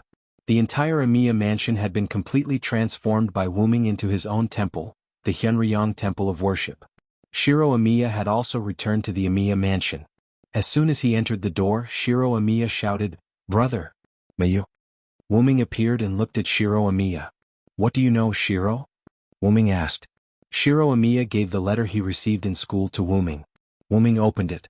Dear Hyunryong, your concealment methods are indeed brilliant, making the House of Einstein Barons search for nearly 5 years before we found the Holy Grail container. Next, the House of Einstein Barons will start the Holy Grail War, in order to fight for the Great Holy Grail. Shitsuki Mayu, please look forward to it. Wu-ming finished reading the letter and looked at Shiro Amiya. Shiro, who gave you this letter? Shiro Amiya was a little embarrassed, but he still said, it was my good friend in school, Yalinshu, who gave it to me. Wu-ming finally understood why Shiro Amiya was so unbearable. A good friend who had been with him for a few years suddenly turned against him. This made Shiro Amiya, who was not a magician, feel a little overwhelmed. It seems that Yalinshu is a fake name. The other party is very likely from the House of Einstein Barons. Big brother, are you talking about the destroyed Eins Balin, one of the 3 families? Because of Wu-ming's teaching from time to time, Shiro Amiya could be regarded as a first-class magician at this moment. However, Shiro Amiya was talented in swordsmanship and projection magic. According to Wu-ming's suggestion, Shiro Amiya could practice projection magic more. Any basic magic should not be ignored, just like the House of Einstein Barons replacement magic. Wu-ming often used advanced item creation to create some items or weapons he had seen before for Shiro Amiya to analyze their composition and practice projection magic. Also, Wu-ming taught Shiro Amiya basic swordsmanship, but he did not teach him anything else. In Wu-ming's view, Shiro Amiya's talent in swordsmanship was far above projection magic. Wu-ming could only guide his path, not teach him. Shiro Amiya was a little sad, then said, "What the hell is going on? Didn't Mayu's ability disappear? Why did the Holy Grail War happen, brother?" Because of Wu-ming, Shiro Amiya understood the rules and requirements of the Holy Grail War very early. This is the fate of the Shitsuki family, Wu-ming said seriously. Wu-ming once visited the Holy Church in Winterwood City. A priest named Yen Fengili confessed everything to Wu-ming. The godchild of the Shitsuki family was artificially created 400 years ago for the purpose of the Holy Grail War. The godchild of the Shitsuki family was used as a vessel to create the Holy Grail War. By sacrificing the souls of the servants, the Holy Grail War was created. In the 4th Holy Grail War, 2 of the 3 families who organized the Holy Grail War were killed, and the remaining family also suffered a great loss. They might not even be able to maintain their status in the magic world, so the Holy Grail War was never held again. The Holy Grail War was to use cards with the servants' power to turn the masters into servants. 7 servants would fight each other, and the wish would be fulfilled on the last day. This is a war sooner or later. I'm going to the clock tower in England. You and Mayu stay here. Don't go anywhere. Don't leave this house. This is already my magic workshop. Even assassin can't sneak in and berserker can't come in. I know. I'll participate in the Holy Grail War and protect Mayu. Shiro Amiya said solemnly. Wu-ming flicked Shiro's head. Let's not talk about whether you have a card or not. I'm here. You don't need to worry about the Holy Grail War. Shiro Amiya covered his forehead with a pained expression. Wu-ming thought for a moment and took out some defensive items from his dragonist. He told Shiro Amiya how to use it, and Wu-ming created a celestial lock. This is a celestial lock. Look at the other party's fearless face. I'm afraid that the other party has a divine servant. Take it first just in case you need it. I know, brother. Shiro Amiya took the celestial lock with a serious face. Wuming looked at Mayu, who had been hiding in the corner from the beginning, and instantly came behind her. Mayu. Ah dash. Mayu was obviously shocked and looked at Wuming with resentment. Brother Wuming? Looking at Mayu, who was embarrassed because she was caught eavesdropping, Wuming smiled. I know you have the ability to bear all this, so I told you about the magic world from the beginning. But I don't want you to learn magic. I also know that you're working hard. You've basically finished reading all the high-level books you want. Wuming has always bought a lot of books. At first, it was about the ways of the world and developing feelings. Later, Mayu began to ask for more high-level books such as anatomy, mechanics, and so on. Wuming didn't refuse Mayu. After all, this was what Mayu wanted, not what Wuming wanted. Mayu looked at Wuming seriously. But I'm also your servant, master, and you're my master. It's natural for me to protect you. Wuming picked up Mayu's hand and revealed the hidden command incantation. Also, you're my sister. With this, how can I let you bear all these? Wuming hid the command incantation again and said to Mayu with a gentle face. Don't worry, I'm here. Mayu's eyes were wet. She once again remembered what Wuming said that day, because I'm here. Moreover, your brother Shiro is not someone to be trifled with. You don't need to think about these things at all. You just need to think about the future.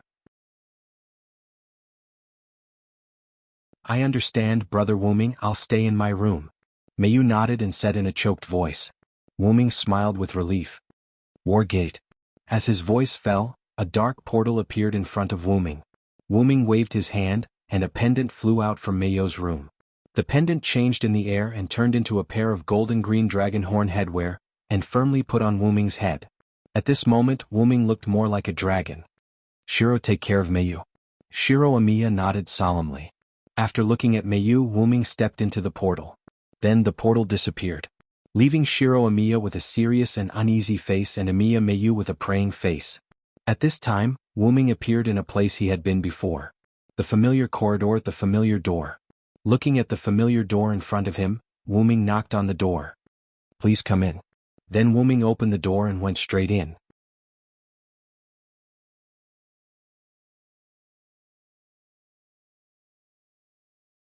Chapter 108. Wuming opened the door and went in. What he saw was the same as the other world. In the dim room sat a sturdy old man with red eyes and a short white beard. Kit he Zelik Shubain Augustus. Should I call you Hyunryong or Wuming? Zelik said with a smile. Whatever you want. It's my name anyway. I'm here for something, Wuming said indifferently, then sat down and poured himself a cup of tea. Zelik from the other world asked you to come, right? You want to ask about the information of this world, right? Zelik asked. Yes, but can you please answer me? How did the humans in this world end up being destroyed? I promised Zelik to save the world if I could, Wuming said after taking a sip of tea. The disaster in this world has been solved by me and my other self. Solved? Wuming looked at Zelik. Because the other me in the other world sensed a disaster that could affect parallel worlds, the other me began to unite with the other me in the other worlds. This world of mine has already been saved by the me in the other worlds through the second method of uniting. Wuming was relieved. After all, Wuming also noticed that the magicians in Winterwood City seemed to have received some kind of notice and were no longer so extreme. Then, could it be because of this that the other party is not in a hurry to hold the Holy Grail War? Wuming thought. I need more information. Seeing that my other self trusts you so much, I'll reluctantly help you. Zelik looked at the dragon horn hair ornament on Wuming's head. After about half an hour, Wuming left the room. Because the Zelik of this world knew that Wuming would come to this world long ago, when Wuming appeared, Zelik found out about Wuming's whereabouts through various means. Because Wuming lived in Winterwood City for 5 years, Zelik also did some research on Winterwood City. Therefore, Zelik knew a lot of information that Wuming did not know. According to Wuming's description, Zelik judged that the other party might be the last person of Ainsworth, named Julian Ainsworth. Although the 3 families of the Yu family suffered heavy casualties in the Holy Grail War, including 2 families including Ainsworth, Ainsworth's last person, Julian Ainsworth, did not want to face this fact. Therefore, even if he knew that humanity had been saved and the world would not be destroyed, Julian still wanted to continue the Holy Grail War. According to Zelik, Julian's wish might still be to save all of humanity. Because as long as one was human, there would be no future without danger. With danger there would be progress. Zelik knew about the heroic spirits of the 7 class cards and their users. Although those users had long said that the personalities of some people who had died long ago were replaced with machines on the dolls. Other than that, Zelik did not have any other information. After getting the information, Wuming left. Although this world might not be the world that brought danger to other parallel worlds, as Zelik said, Wuming did not plan to leave. The main reason was because Mayu had left a deep impression on Wuming. Wuming could not abandon Mayu. There was also Shiro Amiya, the magician who had normal human thinking. Because of Wuming's influence, Shiro Amiya had long abandoned Amiya Kuritsugu's wrong wish and had his own new and correct wish. Wuming opened the portal and returned to the Amiya mansion. As soon as he returned, Wuming discovered that there were people fighting in the courtyard of the Amiya mansion. It was a tentacle-like monster and Shiro Amiya who had used a class card. In one of the rooms of the Amiya mansion, there was an injured purple-haired girl who was about the same age as Shiro Amiya. She was lying unconscious on the ground. At that moment, Wuming more or less knew what had happened. Wuming waved his hand, and an oval lens appeared beside Wuming. Wuming walked toward the purple-haired girl's room while watching Shiro Amiya and the strange tentacle-like monster fight. The tentacle-like monster was 3 meters tall, and its face seemed to be a skull mask. It looked like the monster was made of tentacles. This is assassin. Wuming discovered the monster's true form. That was right. This was the assassin user of the card in the Holy Grail War. He watched as Shiro Amiya held 2 swords in his hands and kept dodging assassins' attacks. From time to time he would throw flying swords and stab assassins back. On the other hand, the tentacle-like monster formed by assassin was completely unaffected. The huge tentacle-like fist kept bombarding the ground. Some of the marble slabs on the ground in the courtyard were smashed away, and soil was splashed everywhere. The originally beautiful Amiya mansion was now a mess. As if the time was right, Shiro Amiya dodged one of Assassin's attacks and jumped onto Assassin's back. He held a pair of black and white swords in his hands and stabbed toward Assassin's back. In an instant, an explosion occurred inside the tentacle-like monster. Then there was a heart-wrenching scream. Ah! Shiro Amiya jumped to the side of the wall and looked at Assassin who was curled up. He stretched out his hand and a black bow appeared in Shiro Amiya's hand. Then Wei Gongshiro projected a slender, spiral-shaped sword. This is the rainbow sword? Yes, Wuming recognized this sword. This was the famous weapon of Fergus MacRoy in Celtic legend, Caladbolg. Because it was shaped like a spiral, it was also called the spiral sword. Because Wuming had met Fergus before, he recognized this sword. Although he was a strange guy. At this moment, this rainbow sword was obviously very different from the real rainbow sword. It was too slender, as if it was modified for shooting. Let's call it the fake spiral sword. I see projection magic, Wuming suddenly realized, then said, I'm really worthy of the future you, Shiro. With Wuming's eyesight, he could already see the original body of the hero spirit card Shiro Amiya used. If there was no accident, it was the future Shiro Amiya who became a hero spirit after death. Shiro Amiya drew his bow and aimed at the curled-up tentacle ball, but a cherry-colored scarf happened to float by. Shiro Amiya seemed to have thought of something and put down the bow. Wuming smiled. Wuming once taught Shiro Amiya that once the opponent was determined to be the enemy, don't give the enemy a chance to breathe, unless Wei Gongshiro held the pseudo-spiraling sword in a reverse grip, and with the speed of lightning he fiercely stabbed backwards. A purple-haired man with a skull mask with missing legs and arms appeared behind Shiro Amiya. The fake spiral sword steadily stabbed into his abdomen. Why? The purple-haired man asked in shock. You're the one who said it. Your tentacles can move freely after leaving you. Unless he had absolute confidence in winning.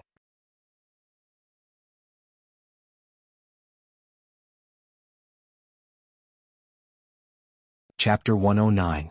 Shiro Amiya pulled out the pseudo-spiraling blade, and Assassin fell to the ground weakly. No. I don't want to die. I don't want to. Assassin's card user crawled forward with great difficulty. Shiro Amiya jumped down from the wall, dispelled the bow and sword in his hands and reformed the twin blades. He walked step by step towards Assassin's card user.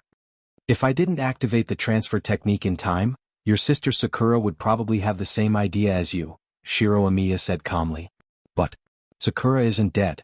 I was only following Master Julian's orders. Assassin's card user seemed to have thought of something, and stopped talking with a face full of disbelief. What What, Master Julian? Damn it. Fortunately, Sakura was saved by you. Shiro Amiya, come on, finish off a dead person like me.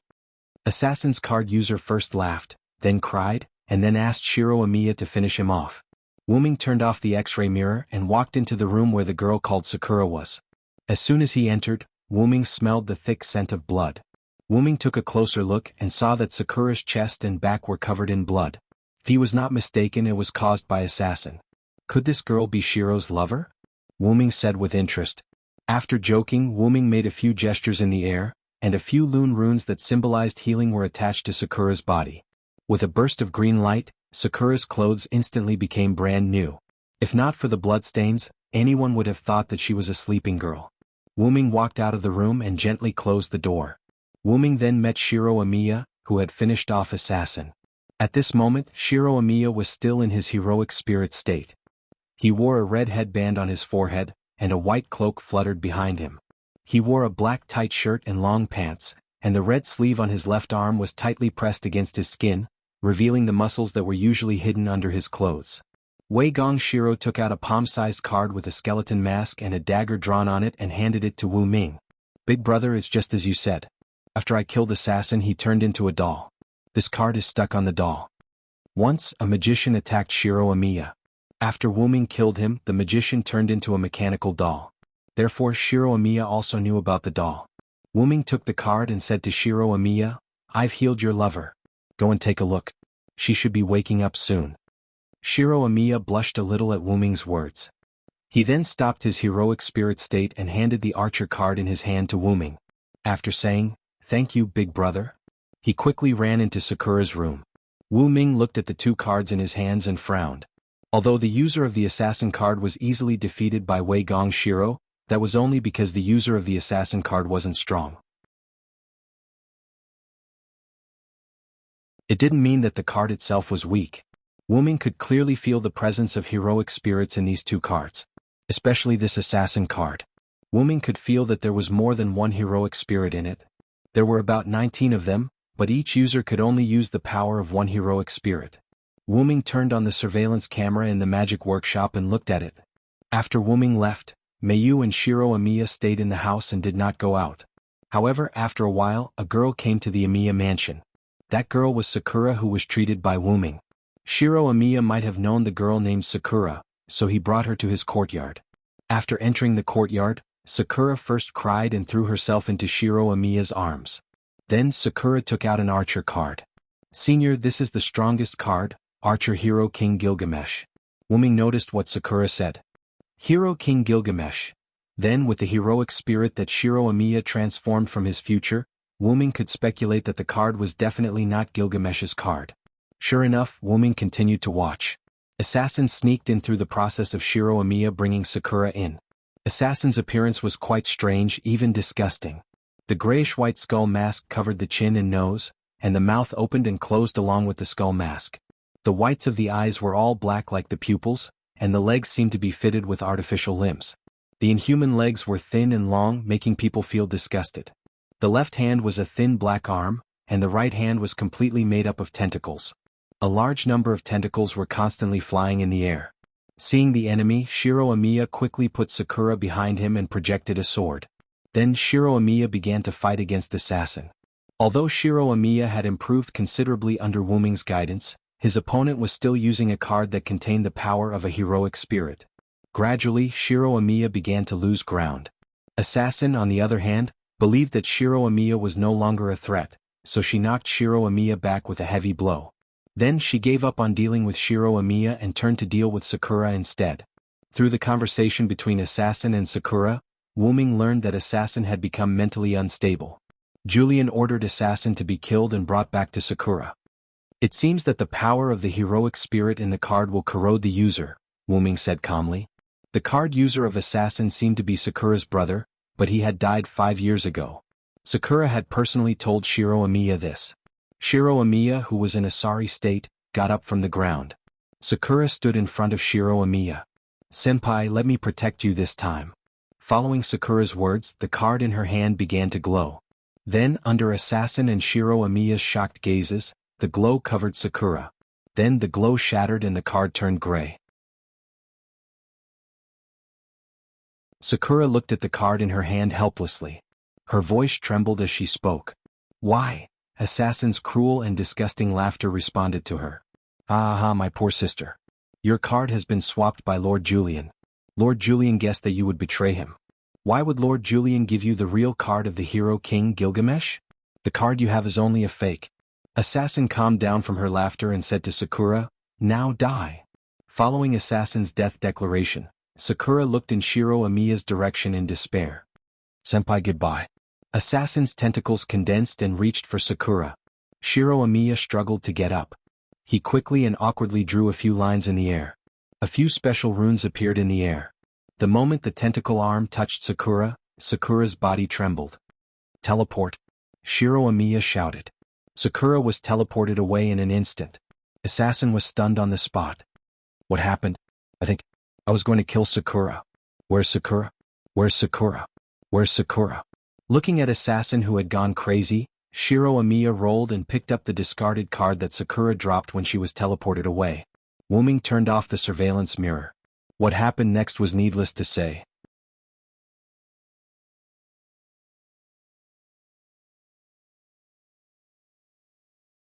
Chapter 110. Wuming walked to Meiyo's room, knocked on the door, then opened the door and walked in. Brother Wuming. Meiyu rushed over as if she was afraid and happy. Wuming hugged Meiyu and gently patted Meiyo's back. Did you listen to your brother Shiro's words? Wuming asked. Yes, other than when brother Shiro called me to eat, I always stayed in the room and read. Meiyu nodded her little head and pointed to the stacks of books on the desk in the room. Meiyo's room was not as luxurious as other girls' rooms, but it was very clean. Wuming once suggested to decorate Meiyo's room, but Meiyu refused. Meiyu, because of her childhood experience, had a big difference in thinking compared to other children. Meiyu only asked Wuming for the necessary furniture. In addition, Wuming also prepared a large bookshelf and desk for Meiyu. Wuming bought books for Meiyu in the past 5 years, all of which were placed on this large bookshelf. Through some magic tricks Wuming taught Meiyu, Meiyu made up for Meiyo's lack of height. After all, this large bookshelf was really big. Wuming looked at this room with some nostalgia. Then Wuming said to Meiyu, Meiyu, I want to send you somewhere else for a few days. No. Before Wuming finished, Meiyu interrupted him. Wuming looked at the little girl with tears in her eyes and stopped talking. Brother Wuming, are you starting to hate me? Meiyu said. How could that be? I'm just. Wuming said hurriedly. Then why are you chasing me away? Meiyu interrupted Wuming again. Wuming smiled helplessly. Then he squatted down and said to Meiyu, Meiyu, I want you to go somewhere else for a few days because I'm afraid I can't protect you. Do you understand? Wuming said this because he felt that the strongest hero king card, Gilgamesh, that Sakura had told Shiro Amiya existed. After all, Assassin, Sakura's brother, had said that the strongest hero king Gilgamesh's card had long been swapped by Julian, which made Wuming even more certain that Gilgamesh's card existed. But isn't brother Wuming the strongest hero spirit? Meiyu asked. Because Meiyu had asked Wuming about his past, Wuming casually said that he could be considered one of the strongest hero spirits. After all, Wuming was not dead, and his original form was the origin dragon. The current hero spirit body was just a body made of magic power by signing an equal contract with the suppression power. Strictly speaking, Wuming's origin dragon was of a higher level than hero spirits. Just like the gods and the ruler of gods, there was a strict hierarchy that could not be changed. After all, Wuming was the origin dragon that was born from the great origin of all worlds. In response to Meiyo's question, Wuming was a little helpless and said, That's true, but I'm not in my original form now. Besides, if the other party really has Gilgamesh's card, it's quite disadvantageous for me. Wuming was right. Apart from weapons that contained human principles that could pose a threat to Wuming, divine weapons could also cause harm to Wuming, who told him to have a divine skill. Divinity B. Rumor has it that the first-generation direct descendant of Tiamat has top-notch divinity. Due to the inaccuracy of the rumors, it was downgraded to B.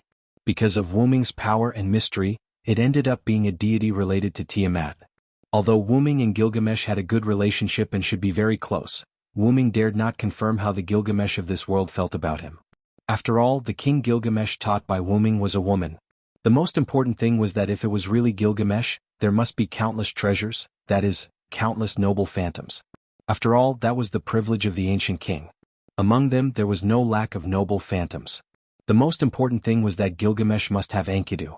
Wuming, who used Enkidu, knew how powerful Enkidu was. It was a real divine weapon. For enemies without divinity, Enkidu was just a particularly strong chain, but for enemies with divinity, as long as the target's divinity was higher, Enkidu's binding ability would be higher. And as long as it was an enemy with divinity, once entangled by Enkidu, it would be impossible to get rid of it. At the moment of entanglement, Enkidu would enhance the binding power according to the divinity in the target's body. That was not just the binding of the chain, but also the binding of power, speed, magic, mobility, and so on. And right now, the real heaven lock, Enkidu, was sleeping together with Wu Ming's main body in the origin of the shaped moon world. There were also Satya and Sebastian. Both of them were also sleeping inside the staff of Wu Ming. Wu Ming believed that when Wu Ming came out of the root, both of them would have unprecedented changes. Wu Ming looked at Meiyu. After thinking again and again, he sighed. I really don't know what to do with you. Then Meiyu smiled. Well, I like brother Wu Ming the most. Meiyu hugged Wu Ming's neck with both hands and said happily. Although Meiyu's voice was very low, the mood contained in it was quite loud. Well, since you are relieved, then let me go. What do you want to eat? I'll make it. Wu Ming patted Meiyu's little head and said with a smile. Omelette rice. Meiyu whispered. Wu Ming was taken aback for a moment, then he was relieved. Can't I? Meiyu looked at Wu Ming pitifully. Wu Ming didn't know whether to laugh or cry. It's not that you can't, but you eat omelette rice almost every day, aren't you tired of it? Meiyu quickly shook her little head and said, how can that be? As long as it's brother Wu Ming's omelette rice, I won't be tired of it for the rest of my life. Wu Ming stood up, touched Meiyu's little head and said, then, you go find your big brother Shiro and ask him to come over and help me. Tonight we can have one more person in our house. Maybe we can make red bean rice. One more person? Red bean rice? Meiyu, who was still young, couldn't understand the custom of red bean rice. In this regard, Wu Ming just smiled. It's nothing, just go find him. Remember to be polite when you face that sister. She might be your future sister-in-law. I know. Then Meiyu went to find Shiro Amiya curiously. After all, Meiyu was still interested in this sister-in-law's words. Then I'll start too, delicious dinner. Then Wu Ming walked into the kitchen. In a moment, the aroma wafted out of the kitchen and surrounded the Amiya mansion for a long time.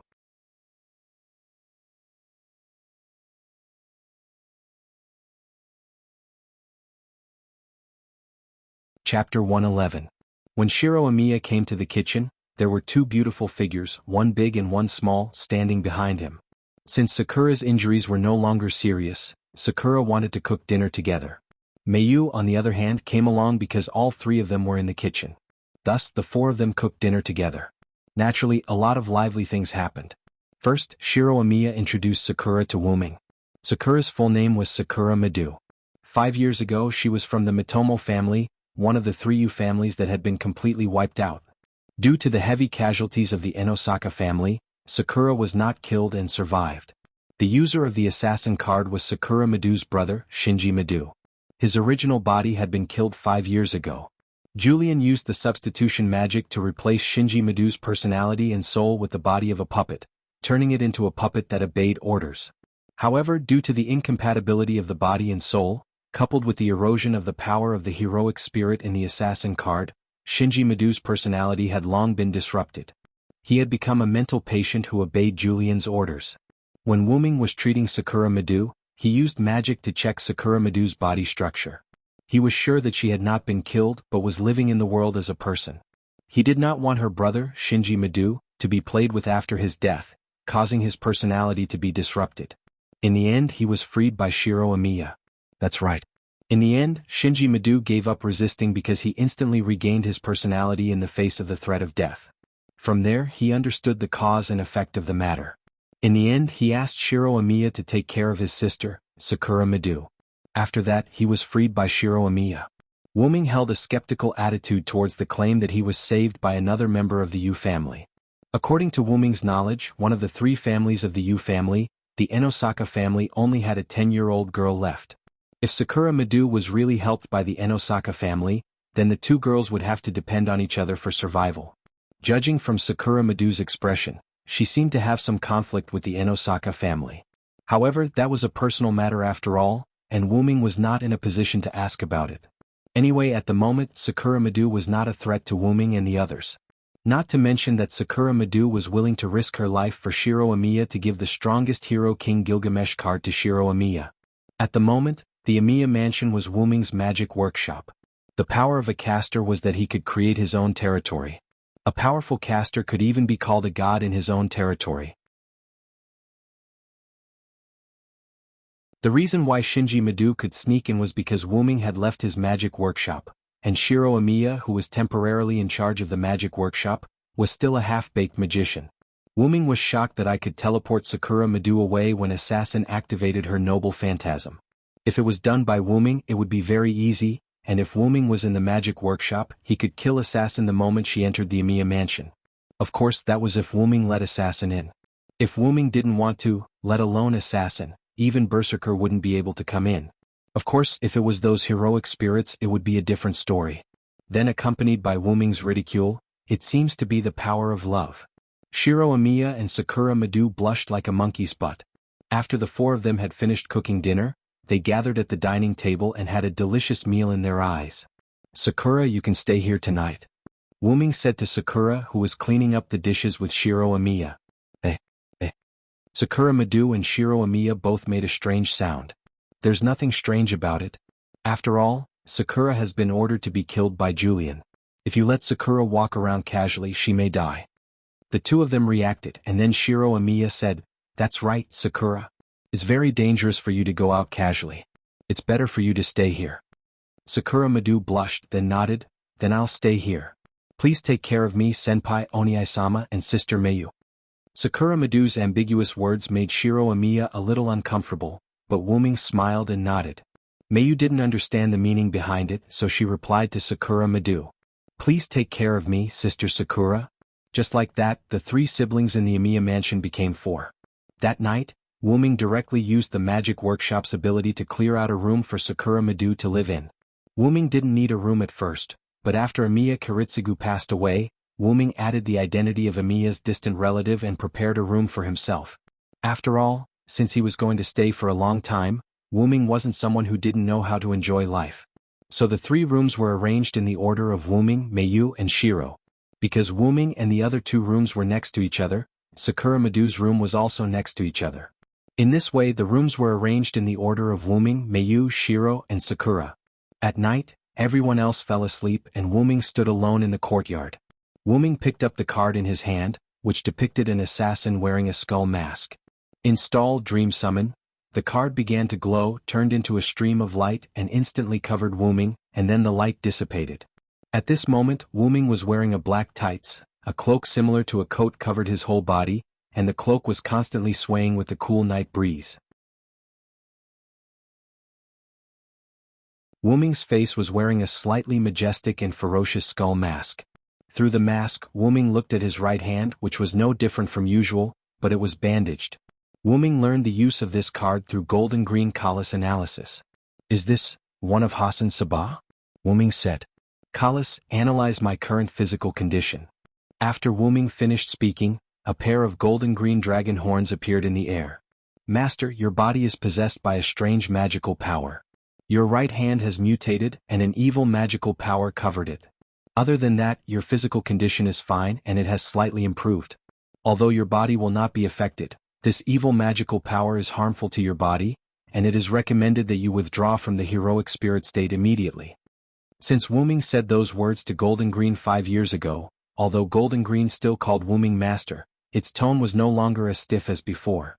Instead, it was full of emotion. In general, as long as it was harmful to Wuming, no matter how harmful it was, Golden Green Kalas would always give advice. "I know, Kalas, I want to study this class card again, please indulge me this time," Wuming said with a smile. "You always say that. As expected, I'm just a magic costume. It's impossible for an owner to listen to the words of a magic costume." Golden Emerald Kelly was silent for a while before she said sadly, "You two, every time it's a trick. Forget it, let's sleep first and enjoy these last few days." It was obvious that this was not the first time this pair of master and servant had this conversation.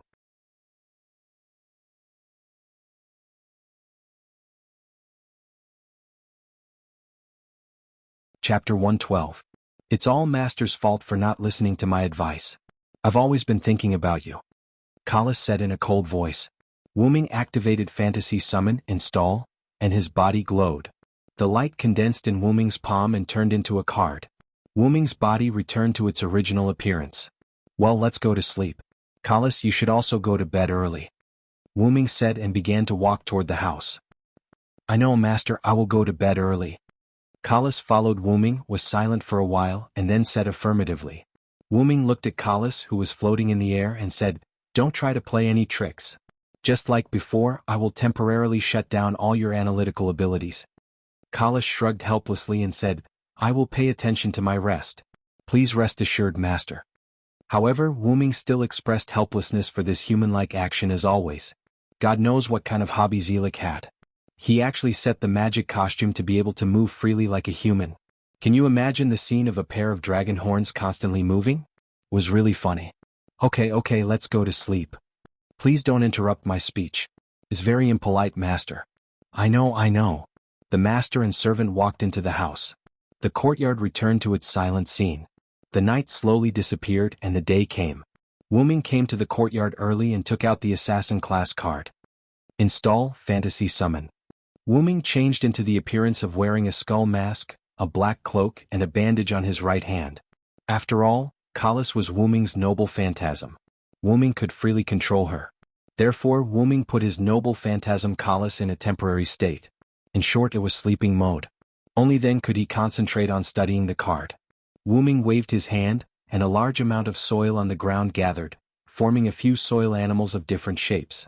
Wuming thought about the name of the relic and pointed his right hand at one of the mud animals. Zabaniya, delusional voice.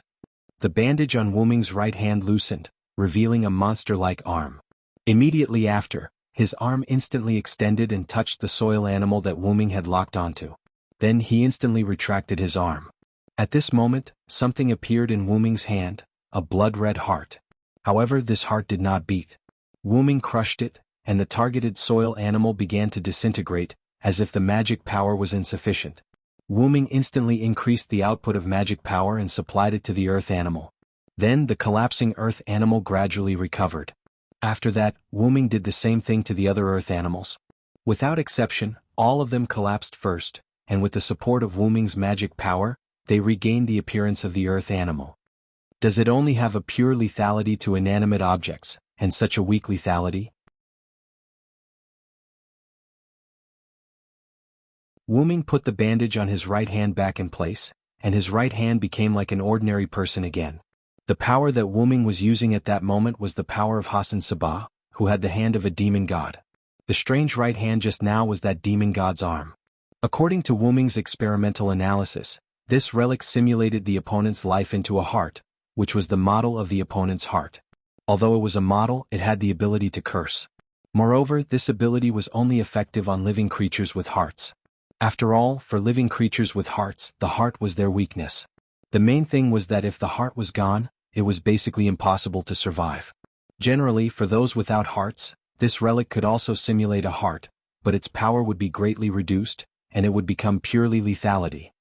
It seems like this ability is only effective against living creatures, Wuming said calmly. At that moment, Wuming wanted to try it on living creatures. He shook his head. After all, he could not leave his magic workshop too frequently. After that, Wuming began to test Hassan Sabah's skill. No, it should be a skill that all assassins had, aura concealment. The aura concealment skill that Wuming used by Hassan Sabah was a grade A. Basically, it could be said that no one would be able to find him. Of course, if there was a special relic, it would be different. Wuming thought to himself. His body gradually disappeared, as if the original person had suddenly disappeared. After a while, Shiro Amiya yawned and walked out of the room, starting the task of preparing breakfast. Wuming and Shiro Amiya each took care of the food for the day, changing it day by day. Shiro Amiya walked and walked, but suddenly he stopped. Why do I feel like something is approaching me? Shiro Amiya looked around cautiously and said in disbelief. Suddenly, Shiro Amiya stood in the same place nervously, with a "don't blame me if you come any closer" posture. Wuming suddenly appeared behind Shiro Amiya. A dark knife was placed on Shiro Amiya's neck. Shiro Amiya was shocked. He did not realize that the guy behind him was approaching, and at that moment, a knife was placed on his neck. "How is it, Shiro? You didn't expect this, right?" Wuming said.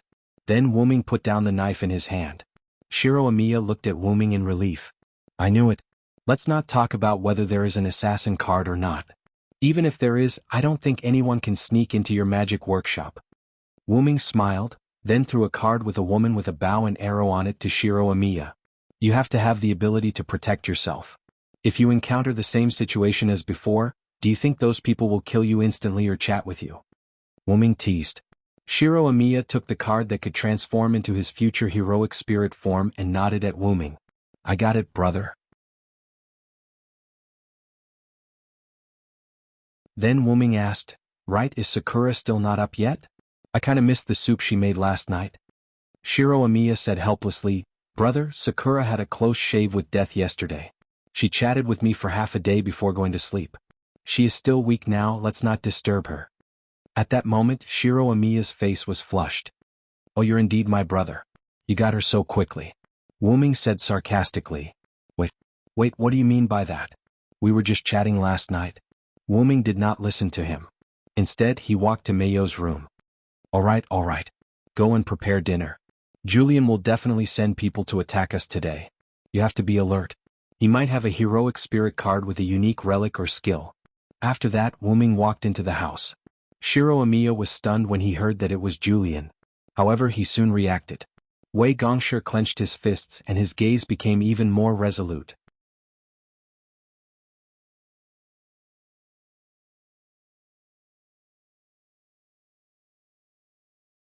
Chapter 113.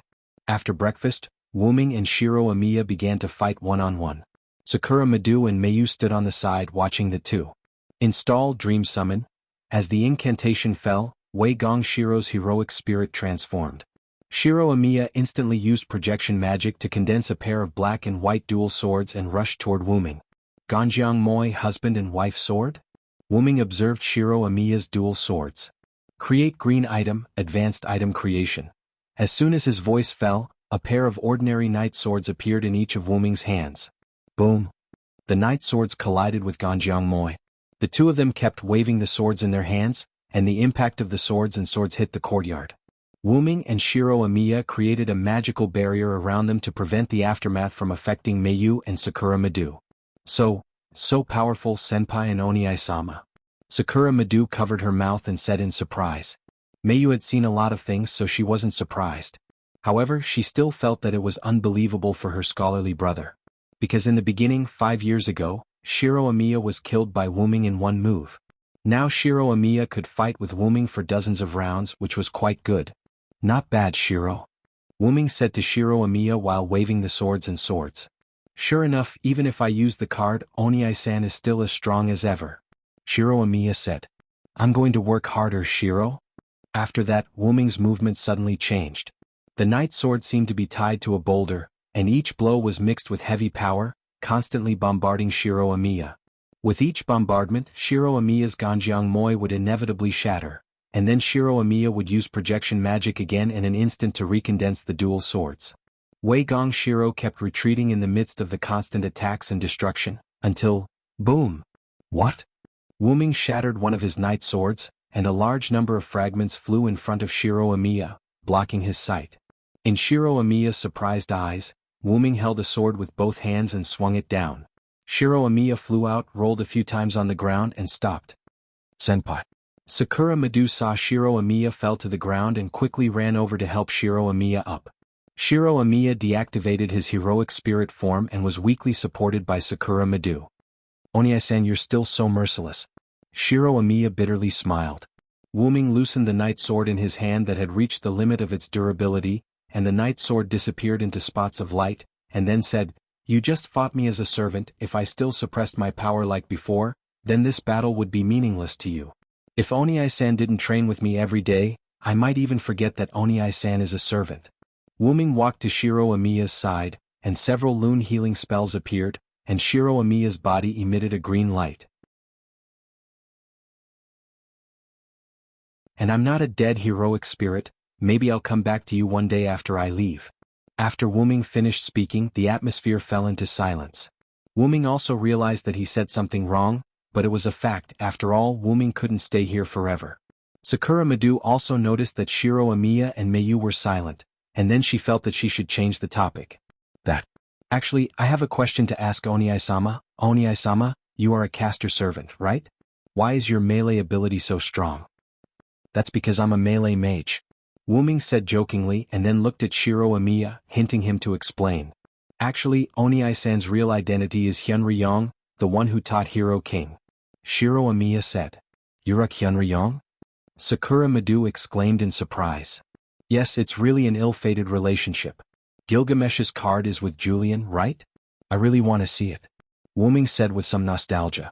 After all, Wuming left Uruk for some time and Wuming missed that Sundra girl. He didn't know whether Gilgamesh in this parallel world was a man or a woman. Oniai-san, you just condensed magical power into your sword, right? Shiro Amiya asked. Yes, because I'm not dead. Even if I'm a caster servant, I don't have any magical skills, but I won't be directly affected, and I can still use magical power skillfully. Moreover, I'm a caster servant who is most familiar with magical skills, so attaching magical power to my sword is a piece of cake. Although that's what he said, generally speaking, a caster servant is basically not a warrior, so basically no warrior can be a caster. Of course, if someone can be like Wuming, then it's Wuming's archer, Sharon. If it's him, he can use magical power like Wuming. After all, Sharon is the teacher of the great heroes in Greek mythology, and he has the adaptability of all 7 classes. Well, you 3 go and rest, there are guests coming. After he finished speaking, Wei Gongshi and the others felt the ground tremble slightly. Then Wuming's hand crossed the air and an oval mirror appeared. Through the far-end perspective mirror, Wuming and others can clearly see a small giant with a height of more than 2 meters and a magician wearing a robe. One of them is walking on the ground, the other is flying in the sky, and they are moving in a certain direction. Of course, Wuming and others are very clear that they are moving toward the Amiya mansion. Are they Berserker and Caster? Shiro Amiya was surprised. After all, not to mention Caster flying in the sky, the seemingly irrational giant is even more terrifying. The giant's eyes were red and he was breathing heavily. His hair was disheveled and messy. He was only wearing a combat uniform. His upper body was bare and his muscles looked very powerful. His feet were bare and he was holding a stone weapon that looked like both an axe and a sword. At first glance, it's not a good enemy. Only sending Berserker and Caster, are you looking down on me? Wuming said lightly. Kalas, can you analyze the power of these 2 heroic spirits? Golden Green's dragon horn appeared on Wuming's head, and then it made a sound. Through Berserker and Caster's clothes, I can judge that they are Greek characters, but I can't analyze everything with the current information. Is that so? Shiro, take Mayu and Sakura back to their room. Wuming ordered. I know, brother. Soon Shiro Amiya sent Sakura Madu and Mayu back to their room. Then Shiro Amiya used the card, entered the heroic spirit state and came to Wuming's side. At this moment, Berserker and Caster have arrived outside the Amiya mansion. You're tuning in to the Han Lee's Wuxia Chronicles YouTube channel. We're so grateful for your support and don't forget to subscribe to join us on this incredible journey through captivating stories. Your generosity through donations truly makes a world of difference, as it's the primary source of revenue that allows me to expand and enhance this channel for you. Thank you from the bottom of my heart for being a part of this adventure.